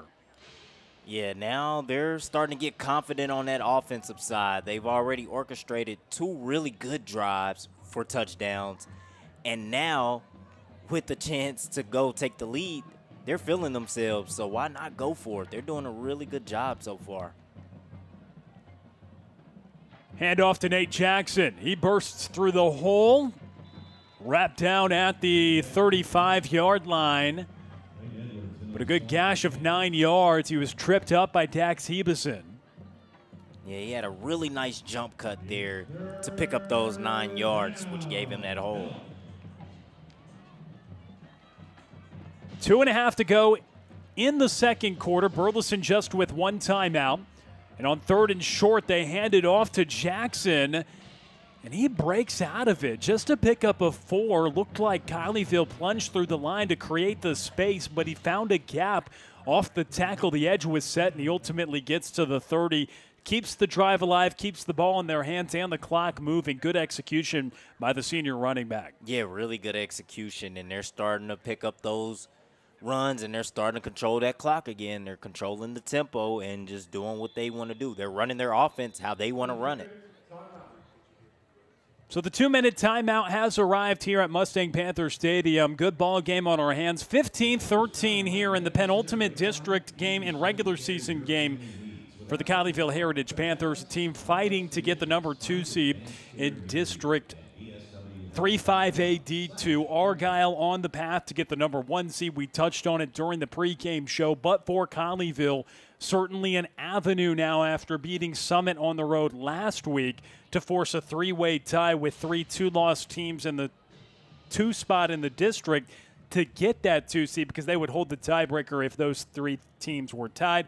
Now that could go all out the window if Seguin beats Summit, because Timberview holds the head-to-head over Colleyville. A lot to memorize right there, Trammell. It is a lot. We'll have a quiz for you. Oh, man. I think I'll pass it. But, yeah, there's a lot going on. Oh, it's really interesting to see how it's going to pan out. It really is, and it's been a tight district. If you remember last year, 4 teams were tied for that number 4 spot as well. So it's very competitive. Of course, Argyle at the top. They've been the class of the league the last few years, but it's Demarius Logan here who stops up the run on the other side of the 2-minute timeout. Nate Jackson nowhere to go. But it's been very competitive, and you see that within the scores across the district. Even with this Burleson Elks team, who you bring up the result against Summit, just losing by 4 points, shows that a very capable team that Philip Tanner has, despite being just a 1-5. They've had some close results, and a very young team that looks to be very promising, especially considering the fact that they've got the years to come and the sophomore quarterback down the stretch this season, Landon Logan. They found something with him a little bit, and he throws it to the outside, and it's incomplete. So 3rd and 11 upcoming. Colleyville now with this interesting situation here. They have timeouts. 1:14 left. A quick strike offense, as evidenced by the first drive of the game when they only needed 3 plays to score.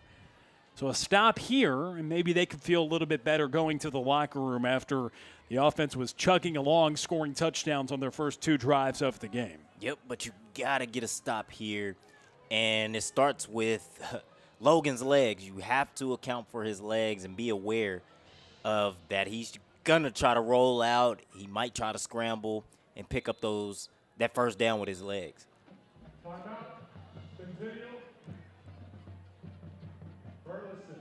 Oh, wow. Timeout Centennials, what the official said. He corrected himself. There is Burleson Centennial as well, but the Elks of Burleson, the ones who call the timeout. So they burned their final timeout. 1:14 to go. Time not really a factor for them in the essence of trying to have the time to score. Of course, 1:14 left.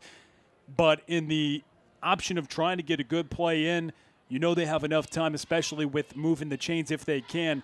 They'll have an opportunity to have the clock work in their favor, looking to double up. And if we take you back, Colleyville scored on their first 2 drives of the game. Burleson scored on their first drive. They were stopped on downs after that, and then teams traded punts until Colleyville backed up at their own 2. They had to punt. Burleson scored, got the onside kick, and half the ball now facing a 3rd down and 11. Burning that final timeout, trying to set something up here. 2 receivers to the left side of your screen. The quarterback of the Shotguns, Landon Logan, he's played great in the first half. And a big 3rd and 9. They opt to hand it off. And it's Jackson only gaining 1 yard on the play, unable to get to the second level as he has a few times tonight. But on 3rd down, they opt to run. Perhaps they were thinking what we were thinking about Colleyville, potentially getting the ball back. This burns the time, opposed to an incompletion, and now they know they can go for it, and even if not getting it, they'll probably let that play clock run down, so Colleyville won't really have a chance to get the ball back. Yeah, playing a little bit of chess here. Going to let that clock run down, and then they'll also go for it on 4th down, so if you pick it up, you still have time to put some points on the board before the half. Logan to pass over the middle. It's caught by Bruder, and the tight end has a 1st down to the 15-yard line. And a pickup of 15 on 4th and 10. Now time is a factor. 24 seconds to go. And the Elks want to go quick. Logan set up to spike it. He does with 20 seconds left. And it's Braden Bruder who has made some massive plays tonight for Burleson. Recovered the onside kick. Had the punt that put Colleyville down to the 2. And that is his second first down completion on a massive situation. One coming on third down there on 4th and 10. And this is a guy who only has 9 catches on the year coming into play, despite being 4th on the team in receiving yards. So a big tight end that has some of those seam balls down the field. He catches them on occasion, but there they found his man. 2nd and 10 after they opted to spike it, and now it's Logan who runs into the end zone. Landon Logan has stole the show here at Mustang Panther Stadium in the first half, and with 12 seconds remaining, the sophomore quarterback has now accounted for 3 touchdowns tonight. Another scramble. He's done it all night long. Oh, he's done it all night long. And he's getting whatever he wants in the run game. He's almost at 100 rushing yards on the night.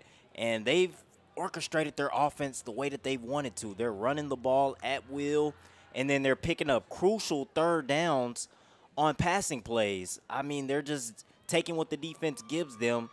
And now they have taken the lead. So the Elks are here at Panther Stadium playing spoiler. Unsportsmanlike on the scoring team. 15 yards will be assessed on the try. 1 on 5 down. Wow, so actually massive penalty right there. We were talking about the need to play catch-up on the scoreboard with Burleson not only surrendering a 2-point conversion by Dax Hebison, they get called for an unsportsmanlike conduct penalty after the touchdown. So the touchdown stands, and they take the lead, the first lead the Elks have tonight at 19-15. But a 15-yard penalty that's now enforced on the try, so it'll make it a very tough conversion for a PAT, 15 yards. Second time tonight they've been penalized getting ready to kick an extra point. They had the false start, backed them up 5 yards. Was no consequence. They converted the PAT, but here at the 18-yard line, they're just going to try to pass, and it's batted away by Demarius Logan. Making big plays tonight, a sack. He bats that pass down.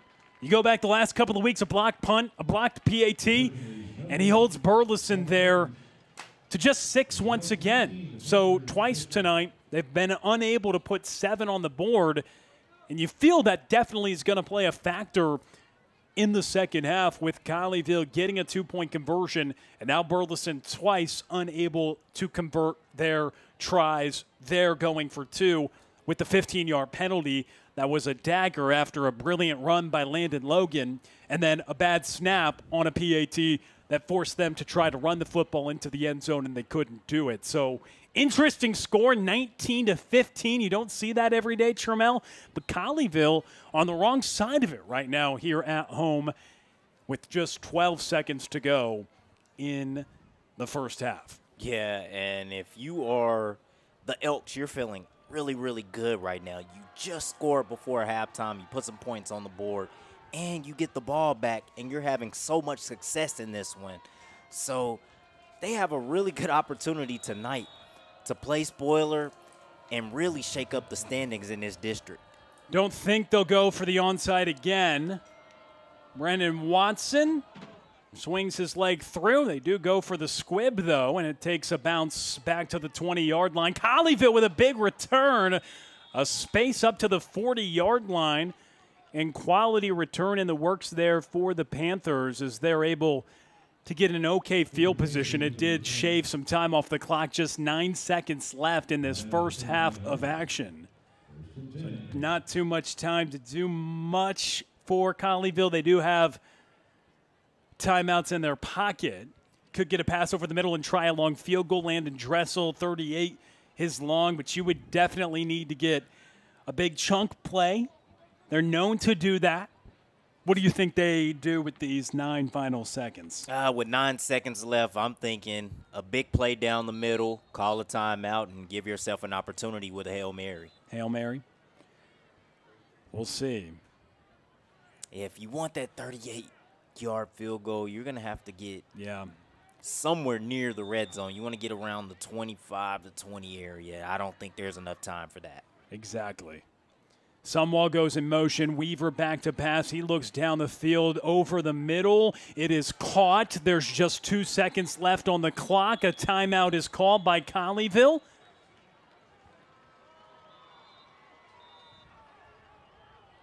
And now the officials They're coming not gonna together. Give it to him.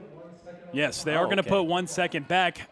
Half the Burleson Elks team was running to the locker room. There is just 1 second left. It will likely be what you said, a Hail Mary.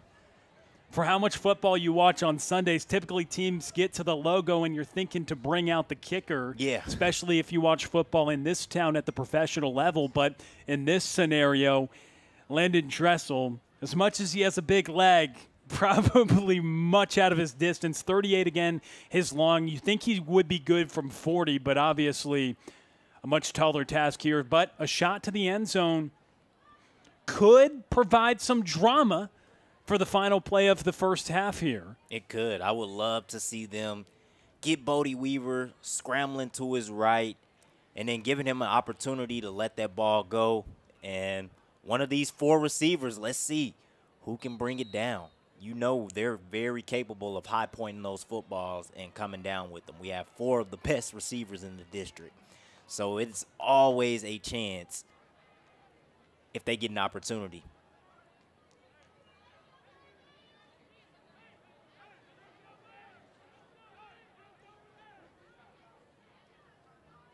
So 1 second left in the half.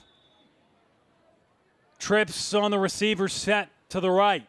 Weaver drops back. Only 3 come to rush. 1 still gets away. And Weaver still scrambling. And he launches one down the field. And it's incomplete. Weaver's arm got it there. 50 yards in the air. Trevi Prycia, we'll call him the intended target, as the end zone was clogged with Panthers and Elks. But Weaver getting out of it. And that's how the first half comes to a close. So Colleyville going to the locker room at home against Burleson, down 19-15. We'll see what Jerry Edwards and company can do in the locker room, because some big things for Colleyville in the second half are needed on both sides of the ball if they want to come out and try to erase the deficit on the scoreboard. Yeah, we're going to need some adjustments made in that second half. And it's going to start with time of possession and in the trenches. On the offensive side of the ball, the Elks defense is starting to get pressure on Bodie Weaver, and they're doing a good job of being physical. And the same with the Elks offense. They are dominating the trenches in the run game. They're getting whatever they want. Landon Logan has 11 carries for 100 yards, and Nate Jackson has also pitched in with 12 carries for 47 yards. So 147 total rushing yards for this Burleson Elks offense. And they've controlled the game with time of possession. So Colleyville is going to have to change that in the second half. They're going to really have to make some adjustments in the locker room. They certainly will. 19-15 the score. Burleson leads at the break. Stay tuned with us. Very special halftime interview coming our way next. This is Panther Friday Night on Tradio. From your first paycheck to your first home. Starting your own business or celebrating your retirement. We're here for all of life's important moments. At Simmons Bank, our modern banking solutions make managing your finances effortless and efficient, so you can focus on what matters most. Simmons Bank, proud supporter of the moments that matter. SimmonsBank.com, member FDIC, equal housing lender, all accounts subject to approval. American Power. Texas Drive. Classic Chevrolet. #1 in the world. Limited time. A special selection of new Chevys. More than anyone. All priced below market value. Plus, pre-owned values are up again. We're paying top dollar for trades. You could upgrade to a lower payment. Get started now at ClassicChevrolet.com. Do you have a dream of having a pool and a backyard oasis? Well, it's time to talk to the professionals at J. Caldwell Custom Pools. From new construction to remodeling to service and maintenance, J. Caldwell Custom Pools is your custom pool builder and outdoor living design expert, serving you with 2 locations, Hudson Oaks and Fort Worth, because life is too short for ordinary backyards. Dive in and find out more at jcaldwellcustompools.com.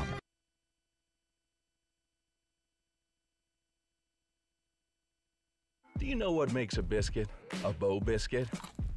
There it is. Small batch biscuits, just minutes from the oven, with crunchy hand-breaded chicken. Now you know. The Carolina legend is here. If you know, you Bo. Compass Church is for you. Join us each week to experience great music, a message that applies to your everyday life, as well as programming for your kids and students to engage on their level. Learn more at compass.church.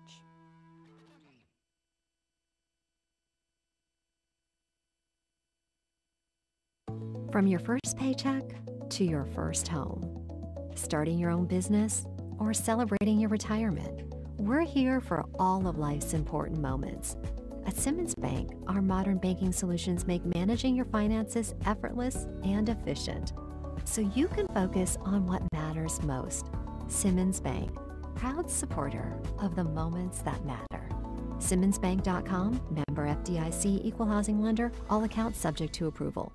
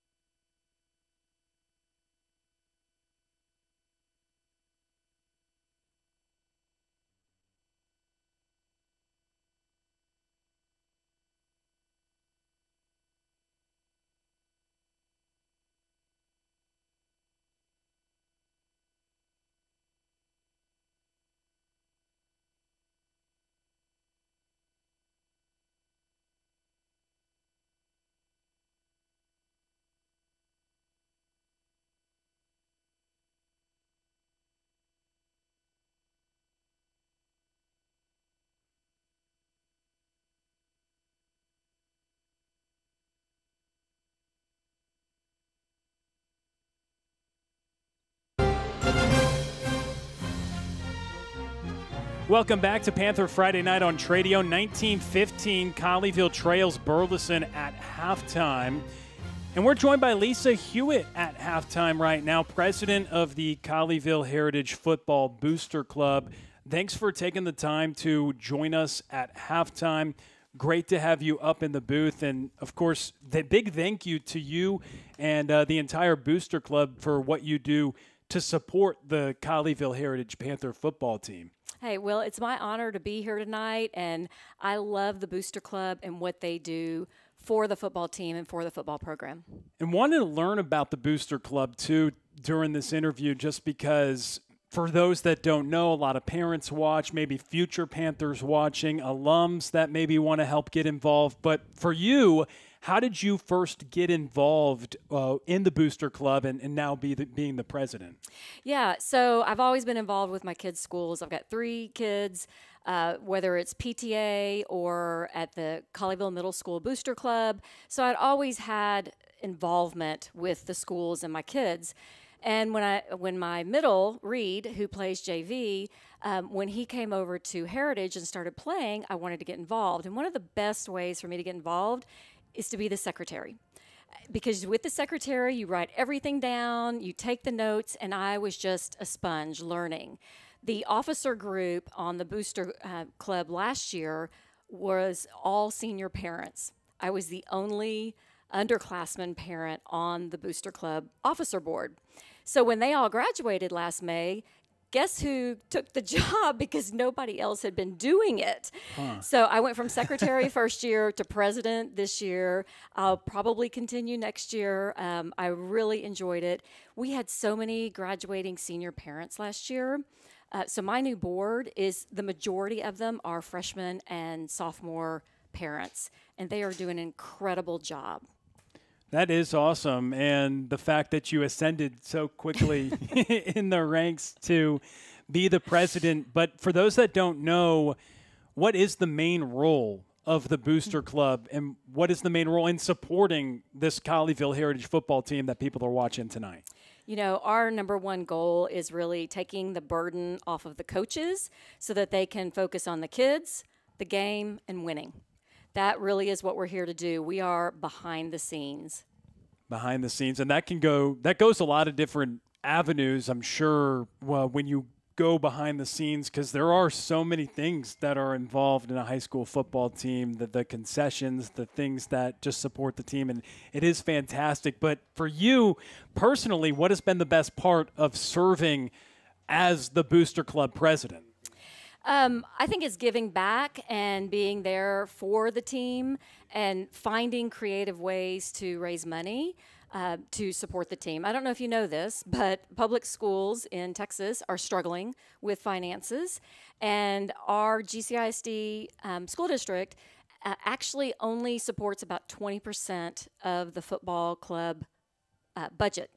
So the boosters make up the rest of it, the 80%. So we work really hard at getting members and getting incredible sponsors to come in and pay for a lot of the things that the football team needs. Football teams need a lot of stuff.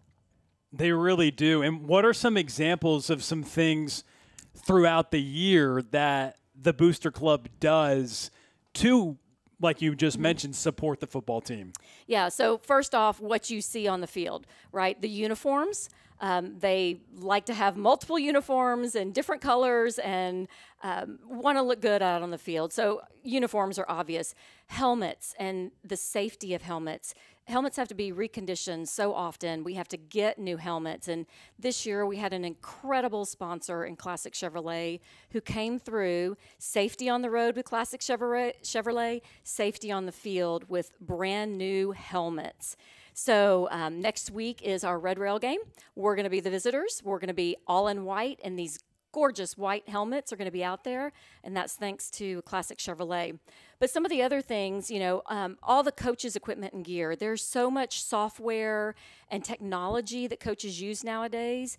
We support and we pay for some of that. Their workout gear, awards banquets, training equipment, food, so much food to keep these boys fed, right? Especially the linemen. They love to eat. We do tailgate parties for fans.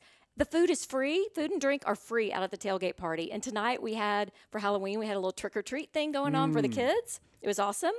We run all the visitor side concessions. We do the homecoming parade for the football team, letter jackets. We decorate the locker rooms for the boys. That's something that a lot of people don't see or know. But to get them excited for the upcoming games, we go in and decorate the locker room. We also kind of clean it up and spiff it up because it's not the best smelling thing. And then if you look over to the left on the field, we have the big panther head, right? Our cat daddies do an amazing job of getting that panther head and all the equipment that you see on the field to every single game, home or away, right? They do a fantastic job of that. You know, we also do a lot of community involvement with our social media, getting all of Colleyville to come out and support the team. And just Friday Night Lights, isn't it the best? Yeah.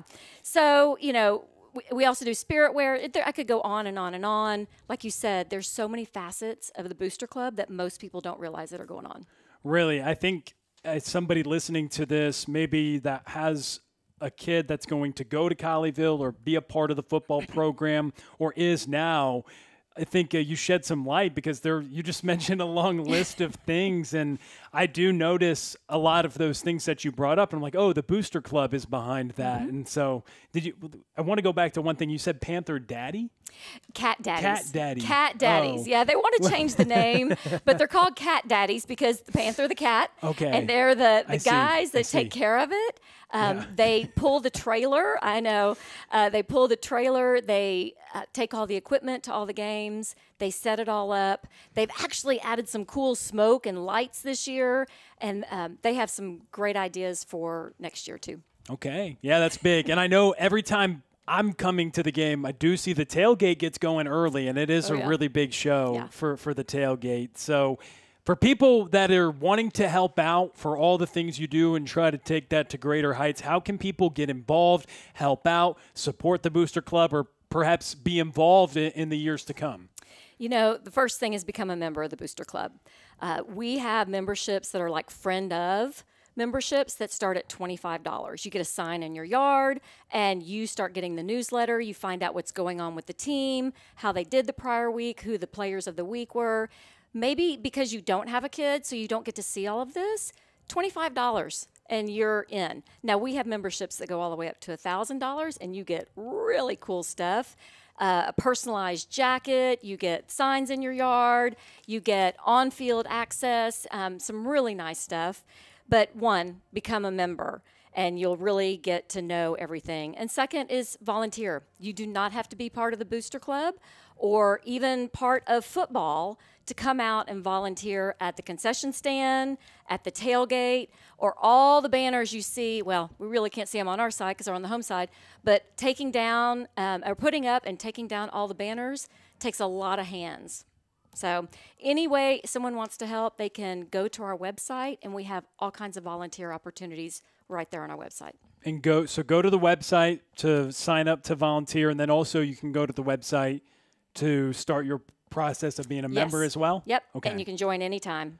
That is great. And I think it's something, too. I know we're toward the end of the season, but I'm really glad we got you on because wanted to say a big thanks for you spearheading a lot of those efforts. Another thing that I think has been really cool, I've seen it more on the social media side, but the way that the team comes together every game day morning. Is that something the Booster Club is behind with a breakfast and a speaker comes in? Because I think that is really cool for the team and the coaches to be inspired by some great speakers you guys are bringing in. Yeah, and actually it's called Men of Pride. Men of Pride. And what we do, Steve Hebeson takes care of it for me. He finds incredible speakers that are motivational, that some of them have connections to football and some of them don't. We have military heroes, all kinds of people that come in. This morning was so cool. We had the very first Colleyville Heritage football coach come in. And he came in, he talked to the kids. We had some alum players that were in there too. It was just so memorable. And I think he was really touched that we are remembering him. And it's important to remember our history. So yeah, we have different speakers come in, talk to the guys, get them pumped up for the game day. The dads bring in, or moms bring in breakfast for them. Again, they're eating.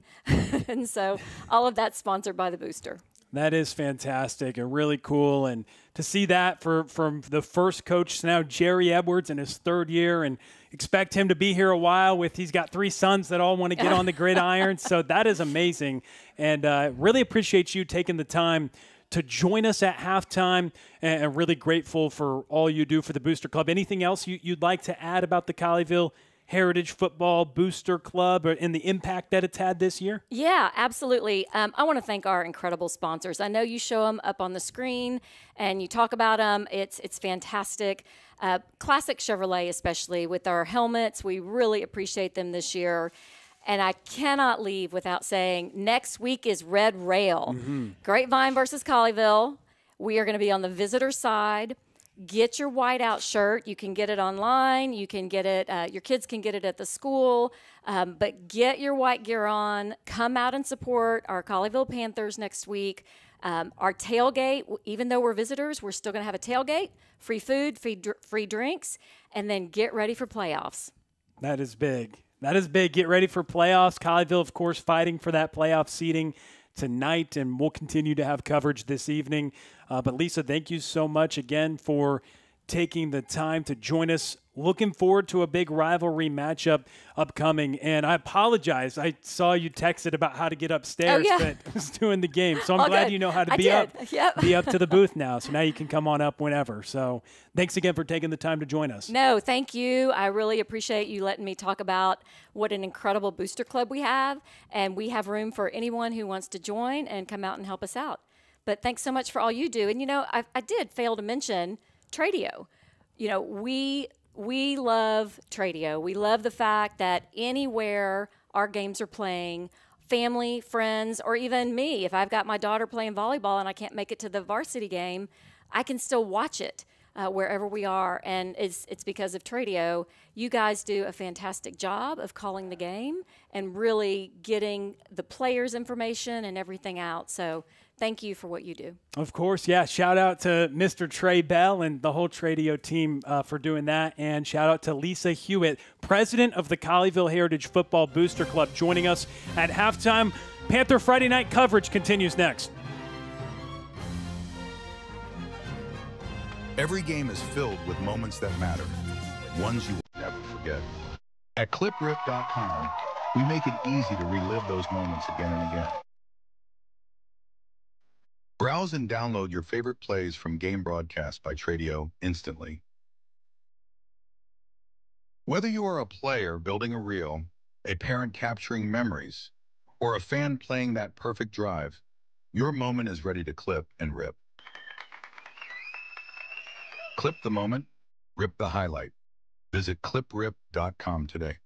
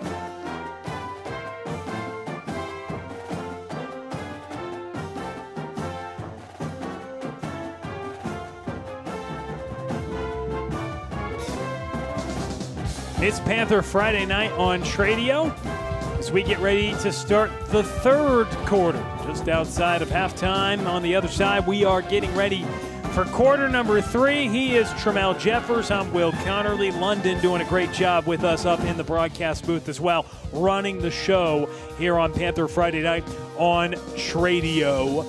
As we get ready for the third quarter, it's Burleson who has the lead, and they'll start with the football here in the second half after deferring, but it was a really impressive drive by Landon Logan, who ran it into the end zone at the end of the first half, gave Burleson the lead. Colleyville had a heave down the field, but it didn't go their way, and so now we get ready for the second half. Thanks again to Lisa Hewitt joining us at halftime, the president of the Colleyville Heritage Football Booster Club, to talk a lot about what they're doing for the Panthers and to support them this year as we are off for the second half, and it's Burleson with the advantage, 19-15. Interesting score, but Burleson has failed a 2-point try. They missed an extra point, not getting it off with a bad snap, but a pair of touchdowns and a 19-15 lead after Colleyville scored on their first 2 drives of the game. They haven't since. They've slowed down where the pressure has come to Bodie Weaver, and it's come in a big way, and so we'll see what Burleson can do to start this second half, Tramel. Yeah, interested to see the adjustments that both teams made. Let's see what Colleyville's offense will do when they get back on the field, but most importantly, what the Panthers' defense will do. Nate Jackson on the carry. He runs up the middle, has big space, and just breaks a tackle before Camden Blackson absorbs it. A pickup of a dozen, and Burleson running it right down Colleyville's throat on the first play of the third quarter, something they did very effectively in the first half. Yeah, not an encouraging sign to start this third quarter, giving up a 12, 13-yard run on first down, and he was pretty much untouched until he got to the second level. So a 1st and 10 from the 38. Jackson again, second level, and he again applies the hit stick. Watch closely because Nate Jackson is running behind his pads tonight in another first down gain. Yes, again, untouched until he got to the second level, and then he finishes it off with some physicality. He did some touching. Oh, he did. He did some touching himself. He lowering the shoulder. They go back to Jackson, and he is running with what it is printed on the back of that Burleson Elk jersey, grit. They're showing a little bit of grit in the trenches because for as much credit as you give a running back, if you're not touched to the second level, most running backs will get there. Yeah. The impressive thing is he's not getting touched to the second level and applying the hit. A little bit of grit, though, for that offensive line to create these holes to start the second half. Yep, absolutely. That's exactly what they're showing and displaying here is grit. So a second down, 9 yards to go. Logan back to pass, and it's incomplete. Coming in with a nice hit. It's Colleyville's Braden Edwards, and it's incomplete for a third down upcoming. Braden Edwards with a nice hit here, disrupting that catch. And he prevents a big first down, and now the Elks are going to face a 3rd and long. 3rd and 8 from midfield. Burleson's opening drive of the third quarter.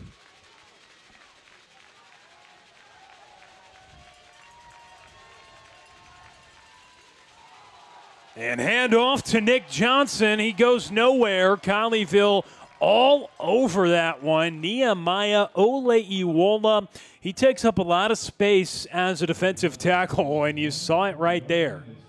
Yeah, big third down stop there for Colleyville as they just stuff the run, and Oleiwola just gets in there, and he swallows him up and keeps him from getting any type of gain. Nehemiah, very impressive guy up in the middle. I mean, him and Dylan Hammond have been guys that have really helped out in that interior.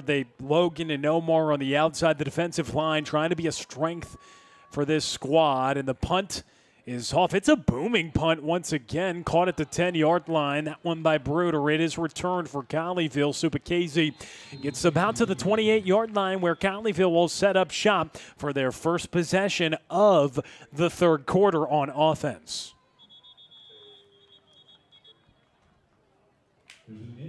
And an injured player down for Burleson, shaken up on the play. It's Thomas McGovern, the junior, shaken up on the return. Let's hope he's all right. He's getting some attention. Looks to be okay, just looks a little shaken up.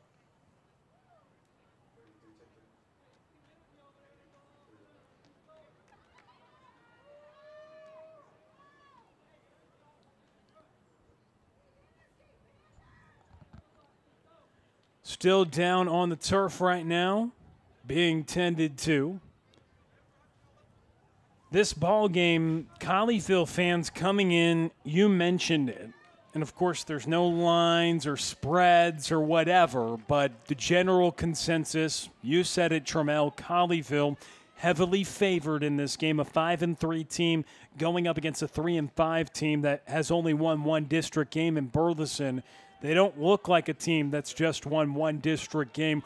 Here at a tough place to play at MP, where Jerry Edwards takes a lot of pride in playing well, and they're up right now in the second half, but Colleyville with a chance to take the lead right back. First time they're touching it on offense in the third quarter. Yeah, no, this doesn't look like a one-win district team, but it's just been consistency with the Elks.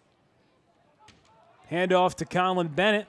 Makes a couple miss till he runs right into the arms of Ty Freeman, the senior linebacker, third on the team in tackles. But Colin Bennett with a positive carry on first down. And albeit it's a 19-15 deficit, it doesn't get the feeling, and of course it's just that one-score game, but it doesn't get the feeling that Colleyville, A, has the need to press, or B, has that sense of urgency, because even down multiple scores, Colleyville has shown the ability to come back. And I think just being down like this, getting a stop to open the third quarter with the way this offense plays, and now they have to go in reverse after the penalty, Trammell, but don't think that they really have a feel of a need to press because their offense is so dominant. And excuse me, I apologize, correction. It was a penalty on Burleson there. That'll actually move Colleyville up to 2nd and 1. So a 5-yard penalty against Burleson after they sort that one out. But anyway, it doesn't feel like they need to press right now with just the deficit they do have on the scoreboard. But obviously a lot of confidence in this offense despite really being slowed down in that second quarter. Yeah, no need to panic at all. Just continue to play your game. You're only down 4 points. You've been in this situation before. You've been in situations where you've been down double digits. So there's no need to panic at all. Just play your game and you will be fine.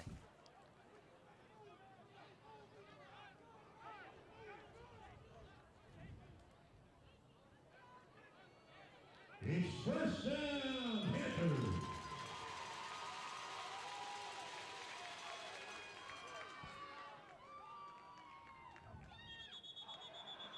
Weaver gathers the snap, but another flag flies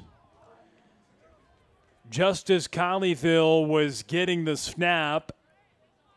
So back-to-back flags, Colleyville unable to get into any rhythm right now after a Colin Bennett run, which gave then Colleyville a first down after a flag. The next snap, another flag.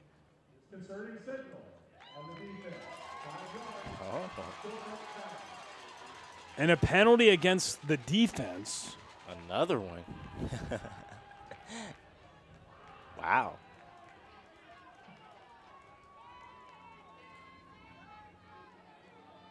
I've never heard of that one before. Have you?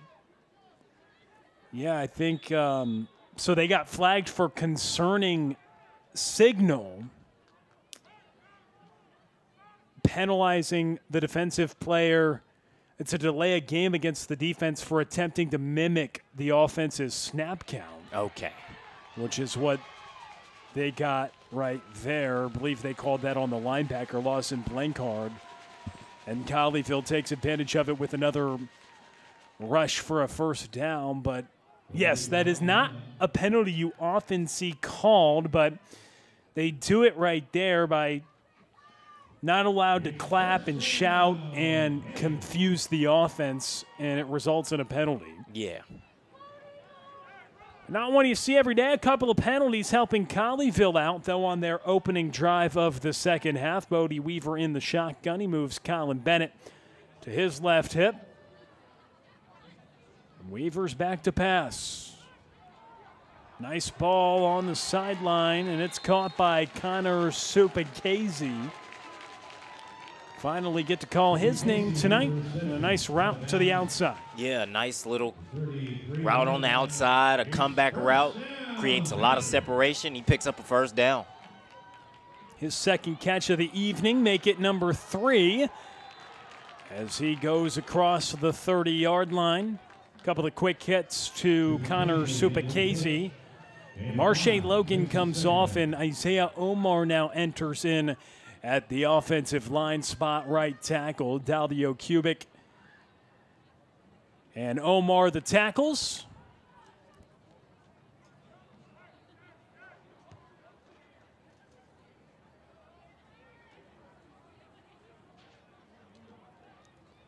Snap back by the steady Eddie center Hayes Patterson, but it goes backwards as well.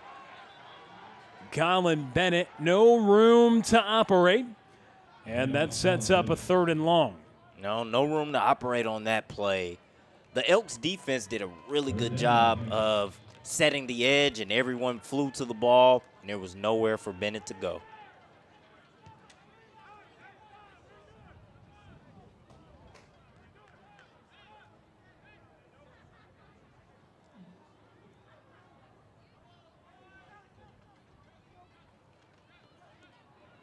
Weaver on the play fake, throws, and it's caught at the 22 for a first down for Landon Dressel.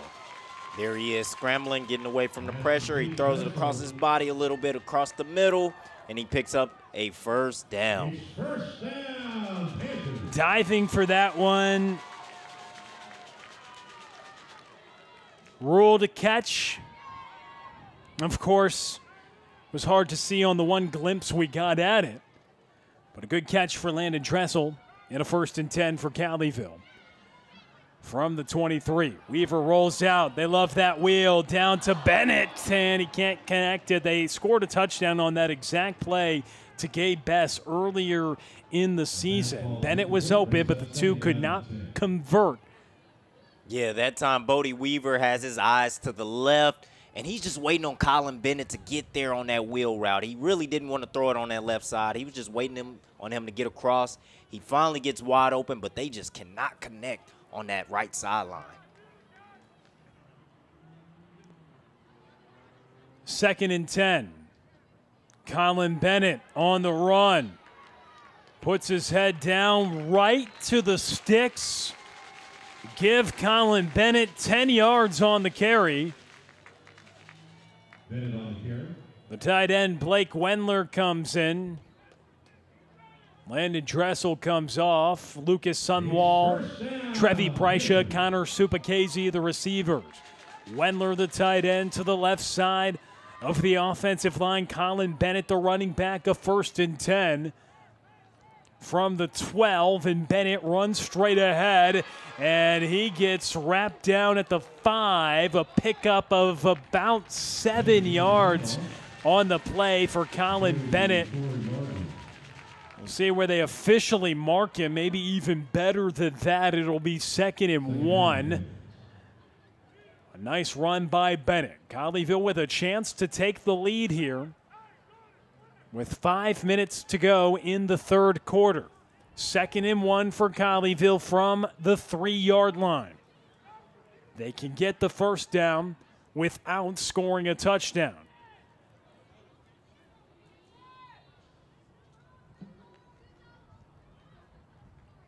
Weaver takes it himself, untouched. Touchdown, Panthers. the second rushing touchdown of the night for Bodie Weaver, the 11th of the season, and 39 total touchdowns for number 2. And Bodie Weaver just takes that direct snap, and he says, "Excuse me, I have a meeting in the end zone." And that's touchdown number 38 on the season and touchdown number 11 on the ground. What an amazing season he's having. Yeah, I added one extra for him, just assuming because he's had so many 5-touchdown games. But you're right, 38 on the year, and both of his on the ground tonight. 11 rushing touchdowns, 38 total touchdowns, a ton of touchdowns for Bodie Weaver. So, of course, he finds another one to give Colleyville the lead in the third quarter. 4:43 left in quarter number 3. We'll be right back. From your first paycheck to your first home. Starting your own business or celebrating your retirement. We're here for all of life's important moments. At Simmons Bank, our modern banking solutions make managing your finances effortless and efficient, so you can focus on what matters most. Simmons Bank, proud supporter of the moments that matter. SimmonsBank.com, member FDIC, equal housing lender, all accounts subject to approval. American Power. Texas Drive. Classic Chevrolet. Number 1 in the world. Limited time. A special selection of new Chevys. More than anyone. All priced below market value. Plus, pre-owned values are up again. We're paying top dollar for trades. You could upgrade to a lower payment. Get started now at ClassicChevrolet.com. So Weaver scores the touchdown. Dressel on the ensuing kickoff. Now some pushing and shoving after the fact. Two teams get separated.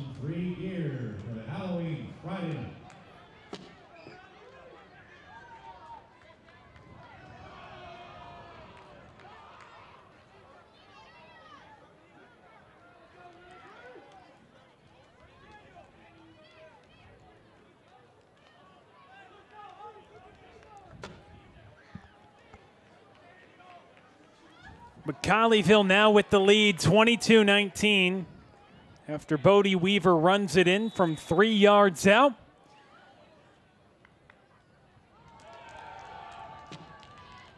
And it's a keeper to the running back. So many times tonight, Landon Logan has kept it himself. But he gives it to Nate Jackson there. And a good pickup of 5, 2nd and 5 from the 30 for Burleson.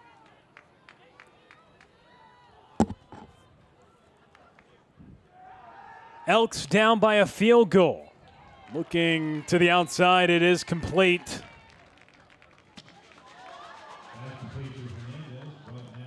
Jaden Hernandez on the catch. Ryan Lloyd on the coverage. Ryan Lloyd, somebody who was inserted into the starting lineup last week, had a big pass defense in the end zone. And with some guys banged up in the secondary, affording young guys like a sophomore Ryan Lloyd some opportunity. Colleyville right there at the point of attack. It's Dax Habison celebrating because he makes a massive play, forcing a 4th down. We'll get another look. See there, Dax Hebison, he just shoots right up the middle for his 3rd tackle for a loss on the game. And I believe that's number 10 on the season. And Dax Hebison, 12 on the season. 12. I'm sorry, Dax. I'm shortchanging you. According to Max Preps. You're right. I feel like it's honestly more than that. It probably is. Fair catch was called, but it hit off Colleyville, and now it's picked up by the Elks. A break of all breaks that they get. It's run into the end zone by Thomas McGovern, and Colleyville. We'll see what they end up calling here. Yeah, they're discussing it right now. I don't know if he touched it. It looked awfully close.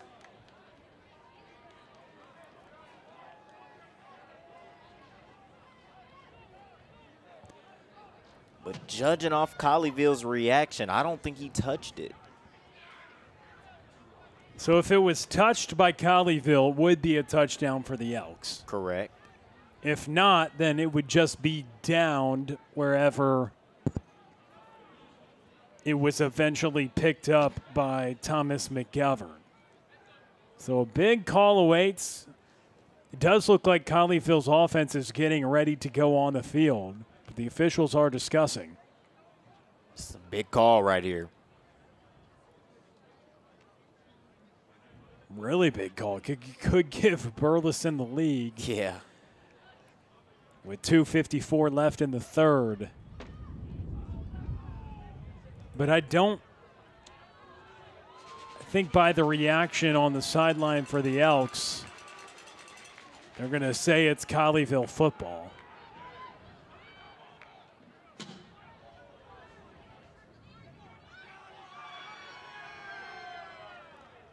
But not a happy Philip Tanner.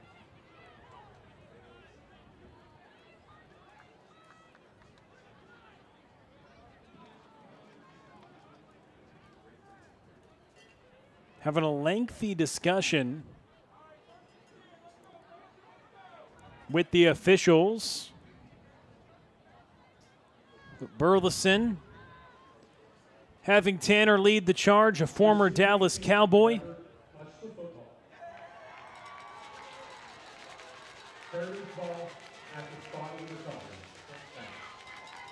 All right, so they are going to call it Colleyville's ball. And they say he never touched it, which is a good sign for the Panthers offense, because that would have been a huge momentum swing. The momentum was already in your favor. You've gotten stops on defense. You got to score to take the lead, and then you get the ball back with an opportunity to go up double digits. And if they would have scored and took the lead, it really shaking things up. But Colleyville forcing the punt, avoiding potentially a dagger. And now a handoff to Colin Bennett. Just gets a couple of yards. But to give credit, I know we just talked about Philip Tanner. Give credit to what his team has done tonight. Keeping it close with Colleyville on the road. They just took the lead on a Bodie Weaver rushing touchdown in the second half. Trailed at the break.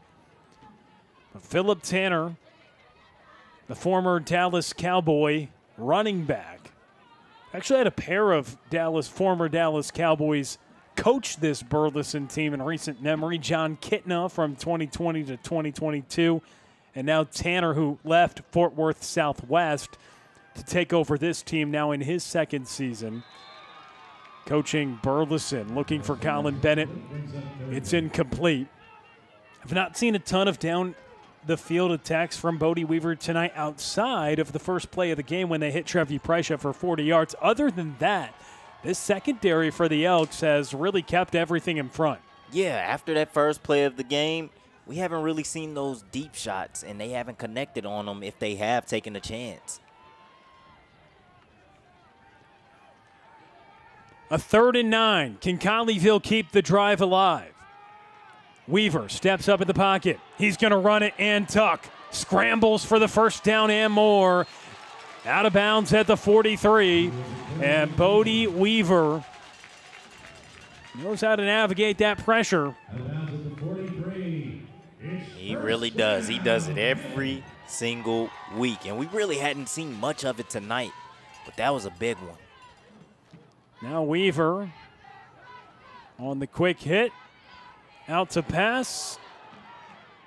That's hauled in on the sideline. Lucas Sunwall on the catch. Jaden Thurston forces him out of bounds, just shy of the first down marker. And that was a big tackle by Jaden Thurston. Really great effort by Thurston holding on to Sunwall, because if Sunwall goes free, he has nothing but green turf, and he's taking it to the house with the blocker next to him.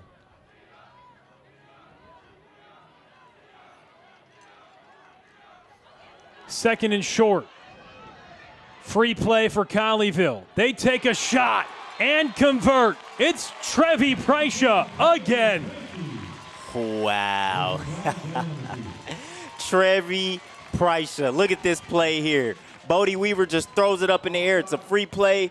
Trevi Prycia high points the football, showing a basketball impression, jumping up for that rebound, and he snags it out of the air and picks up a massive first down for the Panthers offense. I mean, this downfield attack is elite. I know it was a free play, but they did it the first play of the game. They had the free play luxury there. It begs the question, and I know you have to establish the run to do it very frequently to bring those linebackers in, but it begs the question, should they be doing that a little more often? They do it with so much success. Bodie Weaver, so accurate. He has time here. Now he steps up. Short little pass out to Lucas Sumwall. He spins out of bounds at the 15-yard line, and a pickup there of about 8, setting up a second and short. Colleyville really has a great opportunity to create some distance here and go up double digits with a touchdown. Very key drive here for the Panthers. Second down, just 2 to go for Colleyville. Colin Bennett in the backfield. He'll have the handoff. He scoots forward to the 10. He gains 5 yards. This quarter number 3 brought to you by Classic Chevrolet. Proud sponsors of this Panther Friday night broadcast on Tradio. And a first down for Colleyville as the third quarter comes to a close. Quarter number 4 comes up on the other side. Colleyville in the red zone, looking to go up by double digits.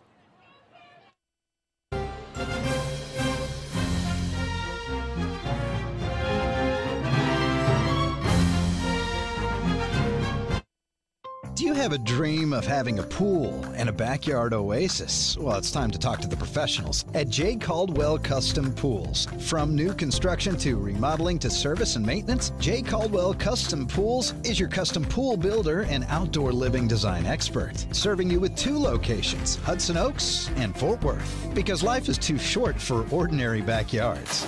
Dive in and find out more at jcaldwellcustompools.com.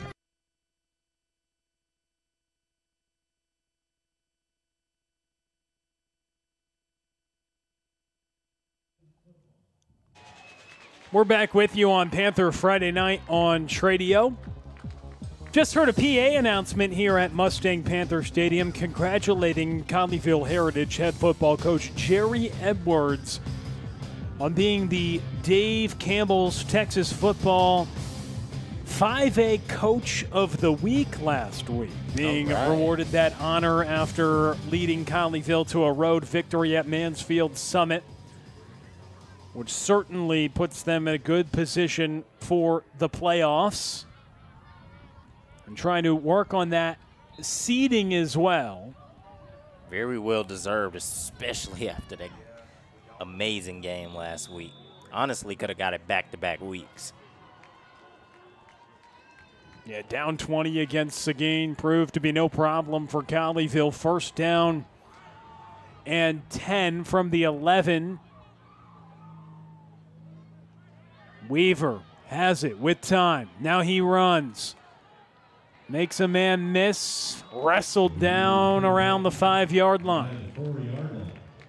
Yeah, that time he's just surveying to the right. Couldn't really find anything that he liked, so he scrambles to the left, and then he just picks up a couple of yards with his legs and gives his team another opportunity on third down, or second down, I should say.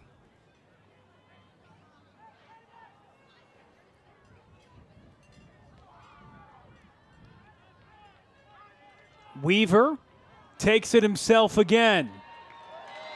And from just a couple yards out, not 1, not 2, but 3 rushing touchdowns for Bodie Weaver. Again, another design run for Bodie Weaver. Look at him here. He just takes off to the left. He says, "Excuse me, I have another meeting with the end zone." His 3rd rushing touchdown of the day, and it has touchdown number 39 on the season. Amazing. Yes, said 39 earlier, but a little bit early I was, and now we're there. 39 touchdowns for Bodie Weaver. This is just the 9th game of the season, and Bodie Weaver has 39 touchdowns. The PAT is good, and all of a sudden the Panthers have a 10-point lead early in the fourth quarter. Yeah, amazing. Like you said, they need to just go ahead, stop the game, pause it, and hand Bodie Weaver the District Player of the Year trophy. Hand him the District MVP trophy now. We don't need to wait till after the season, after district play ends. Give it to him now. He honestly won it 3-4 weeks ago. He's well-deserved of that honor, the first-team All-District quarterback last year. Trying to potentially garner MVP honors, but a guy who's so focused on his team and hoping his team can improve what they did a year ago and try to make a deep run in the postseason. Speaking of that, scoreboard watching across the district, Mansfield Timberview is taking it to the Colony.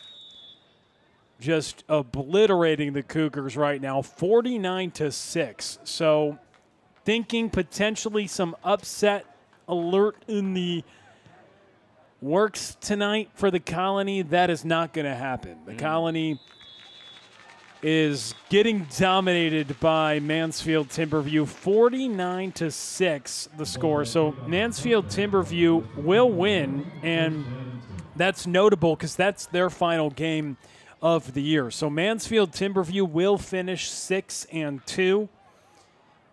Not the result Colleyville perhaps was hoping for, because Mansfield Timberview does hold the tiebreaker over Colleyville. So now you're hoping Mansfield Summit can win against Seguin next week, because Mansfield Summit, after tonight, they will move to 5-2. If Colleyville wins, they'll be 5-2. So both teams will need to win next week, Summit and Colleyville, to all finish 6-2, where Colleyville would be the 2 seed in the tiebreaker. But a couple of nice passes here. We're certainly not out of the works here in this ball game. It's a nice completion by the quarterback. The sophomore has looked good tonight, and he finds Jaden Hernandez once again. Landon Logan really throwing the ball around the yard. And a 15-yard penalty against Colleyville. A face mask will move the Elks up. But for those wondering, Mansfield Summit, they're on their way to a victory right now, pitching a shutout on the road at Everman. So Summit will move to 5-2, barring something catastrophic in the second half. They're up 27-0 at Everman. Colleyville, if they hold on, would move to 5-2, and Timberview finishes the year 6-2 as DeMarshe Logan is right at the line of scrimmage, not going to be credited with a sack, but he absolutely rocks the quarterback, Landon Logan, right there. Yeah, that time he says, I'm not allowing you to get out the pocket and break a long one this time. Let me get you down here, and let's keep those chains stagnant. 2nd and 10 from the 39 for the Elks. And no trickeration there. Isaiah Omar all over it, and he puts Landon Logan down to the turf for a loss of 5. What a big play here, because now that puts the Elks in an obvious third down situation. You see here, he just breaks off his block, and then he takes the running back down. Now it's 3rd and 15. Colleyville can pin their ears back, but they have to watch out for Logan's rushing ability. Logan, pass over the middle. It's complete at the 30-yard line. That's where the forward progress stopped. The wide receiver, Ashton Johnson, who had a touchdown catch, a really beautiful one in the corner of the end zone earlier in the game. He got right to the sticks. Now it's a 4th and 1. Elks certainly going to go for it, down 10 in the fourth quarter with 9 and change left. Can they pick up a yard to keep the drive alive? Logan, the quarterback, Hand off to Jackson. Jackson stopped up. Colleyville all over it. And they stop Nate Jackson behind the line of scrimmage. And the Panthers force a turnover on downs in a very animated Panther sideline after that big defensive stand. Wow, what a stand.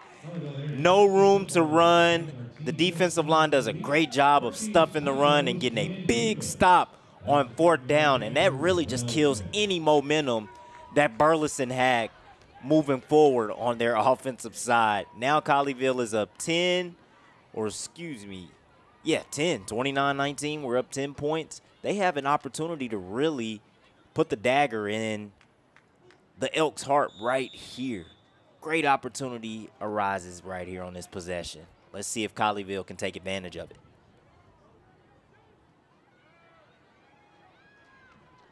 Bodie Weaver keeps it himself. Had a blocker in front of him. Nice pickup for Bodie Weaver. Gain of 4 yards. Gabe Bess, the running back.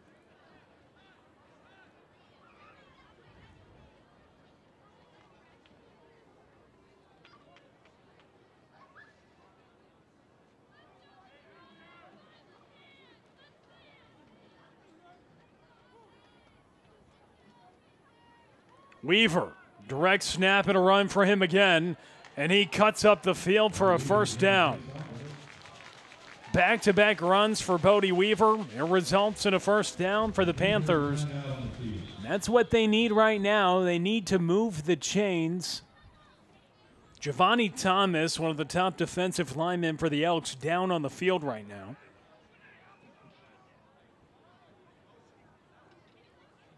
After Weaver runs it on a second straight play after a huge defensive stand. Big moment in the game there. Colleyville forces the turnover on downs. It's only 4th and 1. And they've been really good in those situations this year. 4th and 1 feels like it can be automatic, but not against this Panther front. Expecting the run, they got it, and they stopped it. You go back to the game against Seguin. Seguin gets 2 yards. They win the game on a 2-point conversion. They don't, though, and Colleyville stops it. You go back to last week. It wasn't a goal line, but it was goal-to-go situation there last week for Summit to tie. Colleyville stand. And then with the game certainly still hanging in the balance, Burleson just a moment ago in the fourth quarter down 10 to get back in the game and make it a one-possession game. They have a 4th and 1 right around the 30-yard line in Colleyville there to make the stand. And now they've picked up a first down on this drive, trying to work that clock with a 10-point lead in the fourth quarter and look to move to 5 and 2. Yep, just control the pace and eat that clock up, and you will be fine. Gabe Bess. So Colleyville keeps it on the ground. You figure that's what the doctor would order, up by 10 in the fourth quarter with the ball and trying to work the clock. And Gabe Bess, another first down run. So a couple of first downs on this drive, keeping the clock moving for the Panthers. Looking for their 6th win overall of the season. This would be their 5th win in district play. Looking to move to 5 and 2. So going into the final week of the season, Colleyville and Summit could both be 5 and 2. And then Timberview, 6 and 2. All vying for that number 2 seed. Another big run up the middle. You may be wondering what's happening at the top of the district. While Argyle has left no doubt that they'll be the number 1 seed in the district if there wasn't any already. They're hosting Grapevine right now, and they are taking it to Grapevine in a monstrous way. 52-9, the current score right now. Grapevine just scored a touchdown. So it was 52-3, now 52-9, pending a Mustangs point after, but 52 points up on the board for the Eagles. And McGuire Gasperson, he's already thrown for 4 touchdowns in that game as Bodie Weaver runs to the outside. McGuire Gasperson, somebody who knows a little bit about that district MVP honor, had it last year. Yeah, and he's also having another good season this year, leading that Argyle team, that Argyle Eagles team, to another first-place finish in the district. He is, and I think that one of the most dynamic players in the district. I mean, McGuire Gasperson is great. He can drop into the bucket, he's one of the most efficient quarterbacks around. But their receiver, Julian Caldwell, yes, one of the most coveted receivers in the country. He's had some very notable games. 3rd down for Colleyville. Weaver trying to keep looking down the field. Now he'll break away and run up the field. And he's pushed out of bounds just beyond the 30. That's enough for another first down for the Panthers. But Julian Caldwell, we mentioned it when we called the Argyle game, 40 D1 offers from Power 4 schools. He'll pretty much go wherever he wants. He's got a stuffed mailbox of offers. He has 10 catches tonight in that Argyle game for 193 yards and 2 touchdowns. He's averaging about 20 yards a catch, and he has 10 of them. So he's having a good night. Oh, yeah. I mean, that's routine for him. He's so good. Like you said, 40 Division I offers. He can just put all the schools in a hat, just draw one randomly, and then say, hey, I want to go here. He's got so many choices. He's a great player, great athlete. Gabe Bess on the carry as Colleyville continues to move the chains on this drive. They pick up a few, just 6.5 minutes left in this 4th quarter. Yes, definitely a guy to continue to watch out for. Class of 2027, so opposing defenses will continue to have to deal with him next year. But rated as a 4-star wide receiver, one of the most coveted prospects across this entire district. He's having a big night for Argyle. Nearly 200 receiving yards and a pair of scores as they're on their way to the number 1 seed. Timberview in a position to be the 2 seed. At 6-2, they'll finish the year. However, it could be shaken up because if Colleyville wins tonight, wins next week, and Summit beats Seguin next week, then Colleyville would be the 2 seed as Bodie Weaver. Nice pass, tiptoeing the sideline for the catch.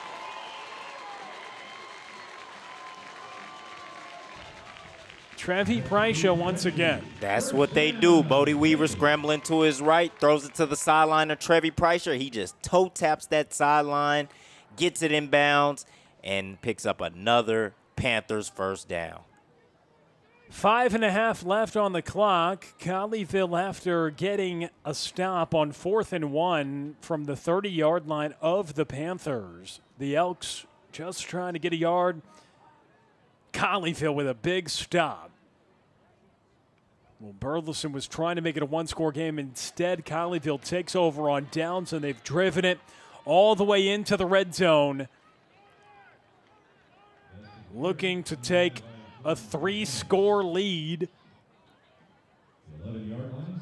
They could do just that with a touchdown and PAT. And they're in the red area once more.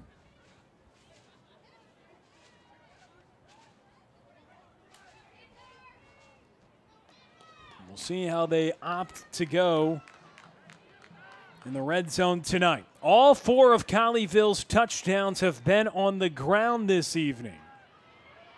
Weaver has to throw it away, and he does. He was being chased down by multiple defenders. The one to get there first, Danya Armstrong. He's actually one who leads the team with 16 tackles for loss. Almost came up with another one there with a sack. But Bodie Weaver does a smart job of just getting rid of that football because he would have lost about a good 15 yards on that play. He stumbled, he lost his footing, and he just wisely throws it out of bounds to see another down and to keep them in the same spot. Weaver with another good night at the office. Here on Halloween, Friday evening, Colleyville Heritage Panther football up by 10 in the fourth quarter. 3 rushing touchdowns for Bodie Weaver. About 100 yards on the ground for the senior quarterback. And now Gabe Bess bouncing to the outside, and he tumbles down behind the line of scrimmage for Gabe Bess. And that time, the Elks defense, they just read it, and they rallied to that left side of the ball and didn't allow them to get anything. So now you face a 4th down and 8 from the 11. If you kick a field goal, you're only up 13, so it's still 2 scores from now. You go for it. You have the chance to 3 scores, pretty much put the game away. Now, Burleson did just take a timeout. 2-minute timeout is still in the works. But you also, if you go for it and don't get it, you have that luxury of forcing Burleson to go the length of the field. And for how aggressive Colleyville's been all year, you'd figure they would try to go for it even on a 4th down and say about 11 yards to go after that loss on Gabe Bess. Yeah, 11 yards is a long way to go, but like you said, it is so tempting to go for it with an opportunity to go up 3 scores. So let's see what Colleyville is going to do here. Right, and they are going to send the field goal unit out, so Landon Dressel will try one from 31 yards out. Looking to extend the lead to 13 points, so it remains at a 2-score game, but you force multiple touchdowns now if you convert. High snap, kick up, and it is blocked by Burleson. They pick this one up. It's going the other way. The Elks down the sideline. Lyndon Kilgore into the end zone. Oh, wow. My gosh. What a turn of events. We were just talking about going up 13 points or even 3 scores, and all of a sudden we are looking at a 1-possession game pending the extra point where the Elks have a chance to only make it a 3-point game. Oh, my goodness. A special teams miscue, a field goal block, which is returned for a touchdown, and now all the momentum goes to Burleson. And they nearly had another touchdown on special teams. It appeared to be the case on a punt, but Colleyville was ruled to not touch it when they ran it back for a touchdown that was wiped off the board because they said, no, it was just down. And then there, a very high snap, and so that delayed Dressel getting to the ball, and it blocked, and now Burleson, interesting here, they're going to go for 2 into the end zone, and they get it. Wow.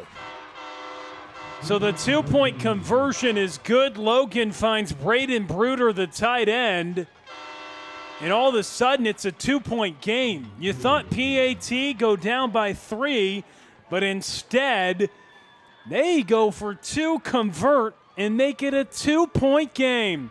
So Colleyville was moments away, a 31-yard field goal try away from making it a 13-point lead. But a play later on that same field goal try, and 2-point conversion after that's converted, and it's all of a sudden a 2-point game. Yeah. 11-point swing right there in favor of Burleson. Yes, an 11-point swing. We were just having a conversation about, hey, they have an opportunity to go up 3 scores. Now we're looking at a 2-point game in less than 30 seconds. I mean, what a turn of events. And like I said, the momentum is with the Elks now. The only positive thing to look at is the Elks defense is going back on the field. They were on the field for a long time on that last drive, so they might still be a little gassed. That's the only upside coming up. Well, things have gotten a lot more interesting here at Mustang Panther Stadium.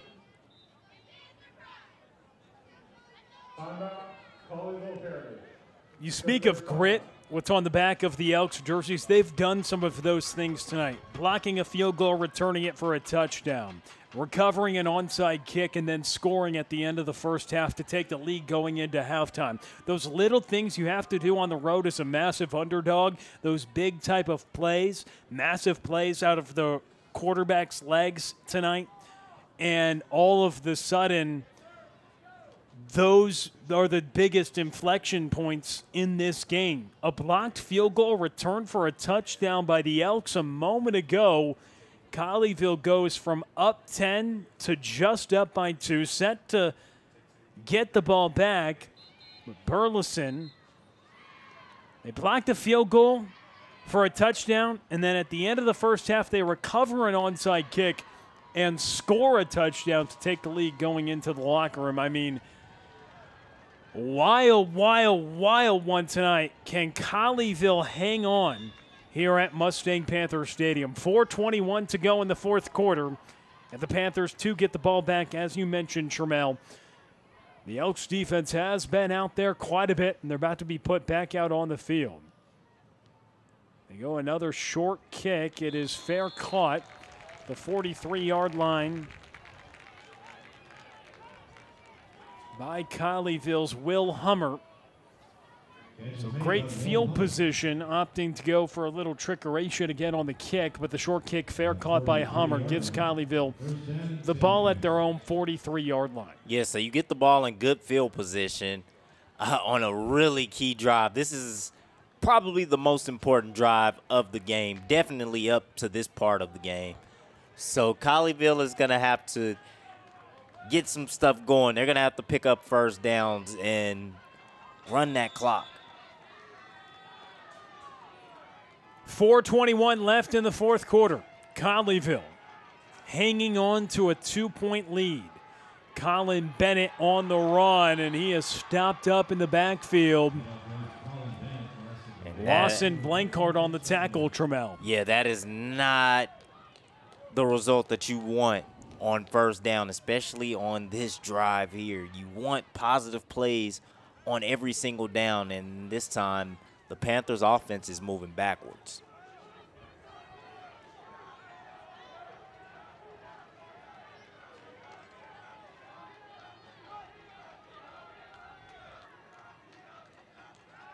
Bodie Weaver back to pass. It's caught over the middle, just shy of the 50-yard line. Pass complete, number 18, Lucas Sunwall on that reception. But it does set up a critical third down. Very critical third down here. Colleyville has to pick this up. You do not want to give that ball back to the Elks offense with them only down 2. 3 minutes and change in the fourth quarter. A third down, 5 yards to go for Colleyville at their own 48-yard line. Weaver takes it himself, lunges forward, and he is right at the line to gain. Looks like they mark him. The initial marking is just shy, and it will be fourth in less than a yard. Fourth and less than a yard here. Wow. Some fans thinking otherwise, that it's a first down, but that marking right at the line to gain. Oh, man. Yes, it's right there. It was really, really close. It's right there. We'll take another look at this one. Bodie Weaver tumbles down right by the star. It looks like we don't have all those other technologies to measure the football in the way that they do in higher levels, but either way, they rule it a fourth down. Now they're going to bring the chains out and measure this one. All right, let's see what the result is going to be here. So you don't always get a measurement, but we get one here. Critical point of the game.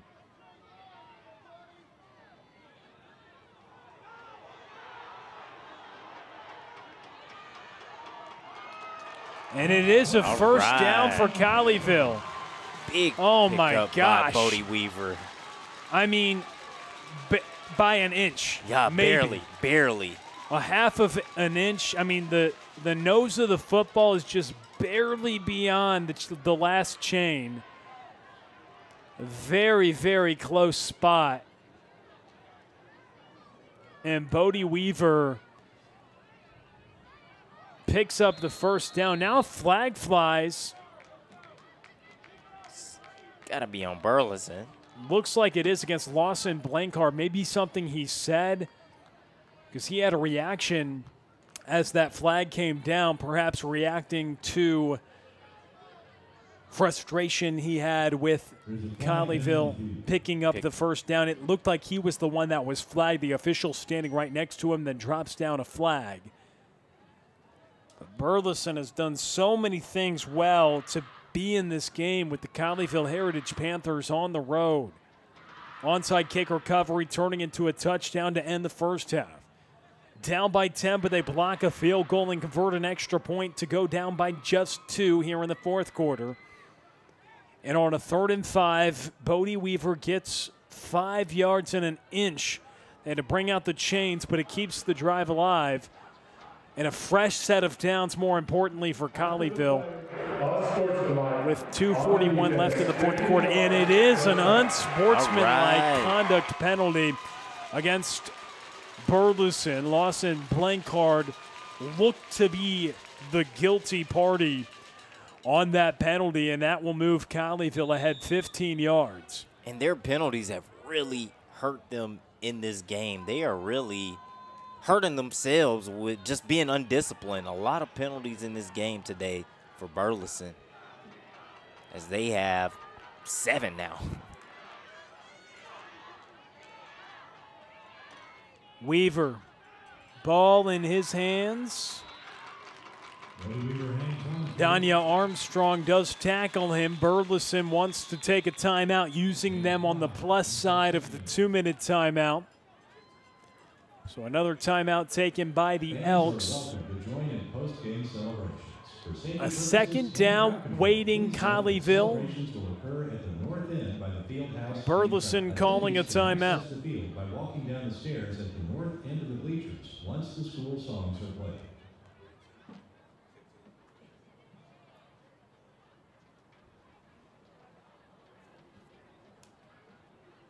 Two minutes and 11 seconds. We know we are going to get a great ending to this game. This is 3 weeks in a row that we're going to have a game come down to the wire. This is amazing. Colleyville trying to hold on to a 2-point lead. They were in a position with a 31-yard field goal to go up by 13 points, but it's blocked and returned for a touchdown. And now makes it, and then after that, a 2-point conversion. The Elks get it to make it just a 2-point deficit. And just 2:18 left on the clock in this fourth quarter at Mustang Panther Stadium. Really consequential 15-yard penalty that puts Colleyville right now at the 28-yard line, being granted 15 yards.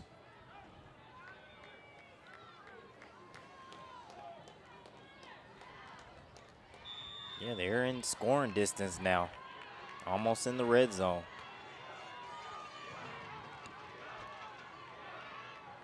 Weaver again. They keep it in number 2's hands.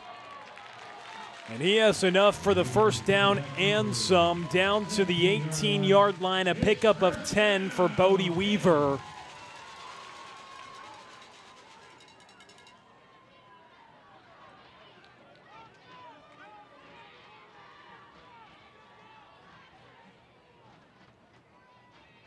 Weaver making his way to the sideline. It's a 2-minute timeout. Did appear to be in some pain at the tail end of that run. Yeah, he did take a nice hit at the end. Took a little punishment. Got the first down, but he did take some punishment on the tail end of that hit. So a 1st and 10 for the Panthers. They have the football at the 17-yard line. 2 minutes left in the ballgame. Last 2 drives, they really haven't opted to pass much with a lead in the fourth quarter, probably something you'd expect. And they keep it in the hands of the guy who has really carried this rushing attack all year long in their quarterback, Bodie Weaver. And tonight, no exception for him. Over 100 yards on the ground and 3 rushing touchdowns for the senior quarterback who's committed to play at UTEP. 17 carries, 95 yards, 3 touchdowns. It wasn't too long ago in that second quarter, early in the second quarter, he only had 4 rushes for just 12 yards. And now he's almost at 100 yards, and he's got 3 rushing touchdowns. It just shows you that once he warms up, he gets it going, and it's no stopping him. He does this every single week. And I see the Johnny Manziel comparisons from Coach Edwards. You see it every week. He's elusive. And can he continue to do that? Final 2 minutes critical in that equation as Colleyville tries to hold on. The Elks have given Colleyville a tall task tonight with some massive plays to be back in this game. A special teams blocked field goal, the most recent. Handoff straight ahead. But a blocked field goal that turned into a touchdown in the fourth quarter for Burleson, down by 10. But they blocked the 31-yard try from Landon Dressel, return it for a touchdown, and convert a 2-point try to make it just a 2-point game. But after a carry of just a few yards, Burleson burns their 3rd and final timeout. So with 1:50 left and no timeouts left for Burleson, they cannot surrender another first down or Colleyville will be in a position to run out the clock. Yeah, if they give up a first down, then yeah, they're going to end up running the clock out and taking this one to the locker room. And so we look at the district standings once again. Argyle tonight, healthy and controlled. They're going to move to 7-0. Timberview moves to 6-2. Colleyville, if they hold on, 5-2. Summit going to be 5-2.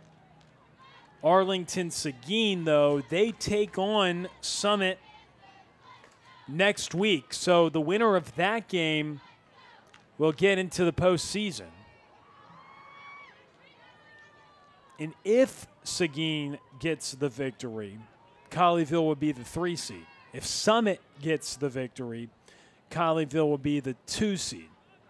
So we will definitely have our eyes on that scoreboard very often next week. And that is if Colleyville holds on in the final minute 52.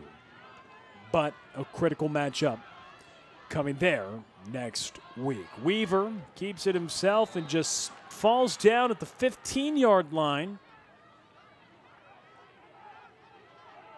And Weaver was down for a moment. He eventually gets up. Was down on the turf on his back for a few ticks before he brought himself up. Clock will run. Colleyville won't have to snap it until there's less than a minute left on the clock here in the third quarter. But it is 3rd down. So they'll snap it and then get to burn another 30. But if Burleson gets a stop here, they would have to force Colleyville to do something on 4th down. Yeah. But again, they won't have to snap it until about 55, and it looks like they're not even going to try to snap. They'll burn that final timeout. The clock stops with 55 seconds left. And so you run another play, and you try to run a play in this situation where you can take some time off the clock, a run maybe that you can use the width of the field, just burning a few seconds, and then let the clock run down. Fourth down, you can really do whatever. It feels like they would be reluctant to maybe try another field goal. Yeah, after what just happened, I would be hesitant. I would probably just run another play, run some more clock off, and have your defense hold its own in those final seconds with really poor field position for the Elks if it ends up happening the way we are orchestrating it and planning it out right now. So 55 seconds left, third down. They're going to try to run a play, run the clock, and then depending on what happens, first down, game's over. Oh, yeah. But if they don't, there might be a tick or two left for Burleson. And we get the lateral. Quarterback number 5, Lane Vargas.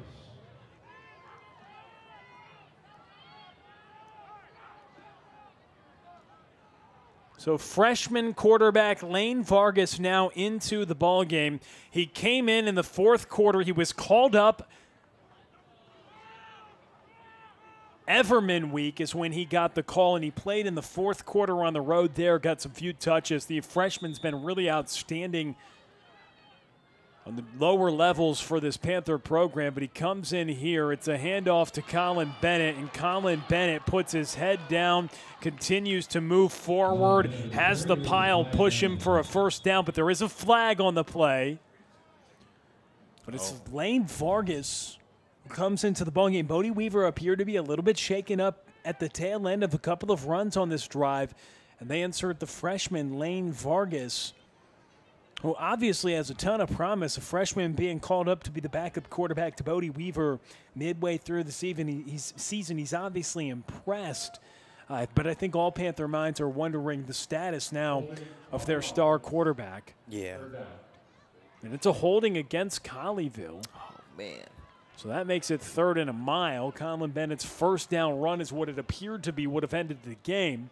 Now, time did run off the clock there. Yeah. So, in a way, it was positive. It certainly is positive. It's really, like, not many times a coach will say a holding call is positive, but time runs off the clock. And you repeat the down. So you still have 2 downs to go. So that is a good thing for the Panthers offense. And on 3rd down, the clock continuing to run.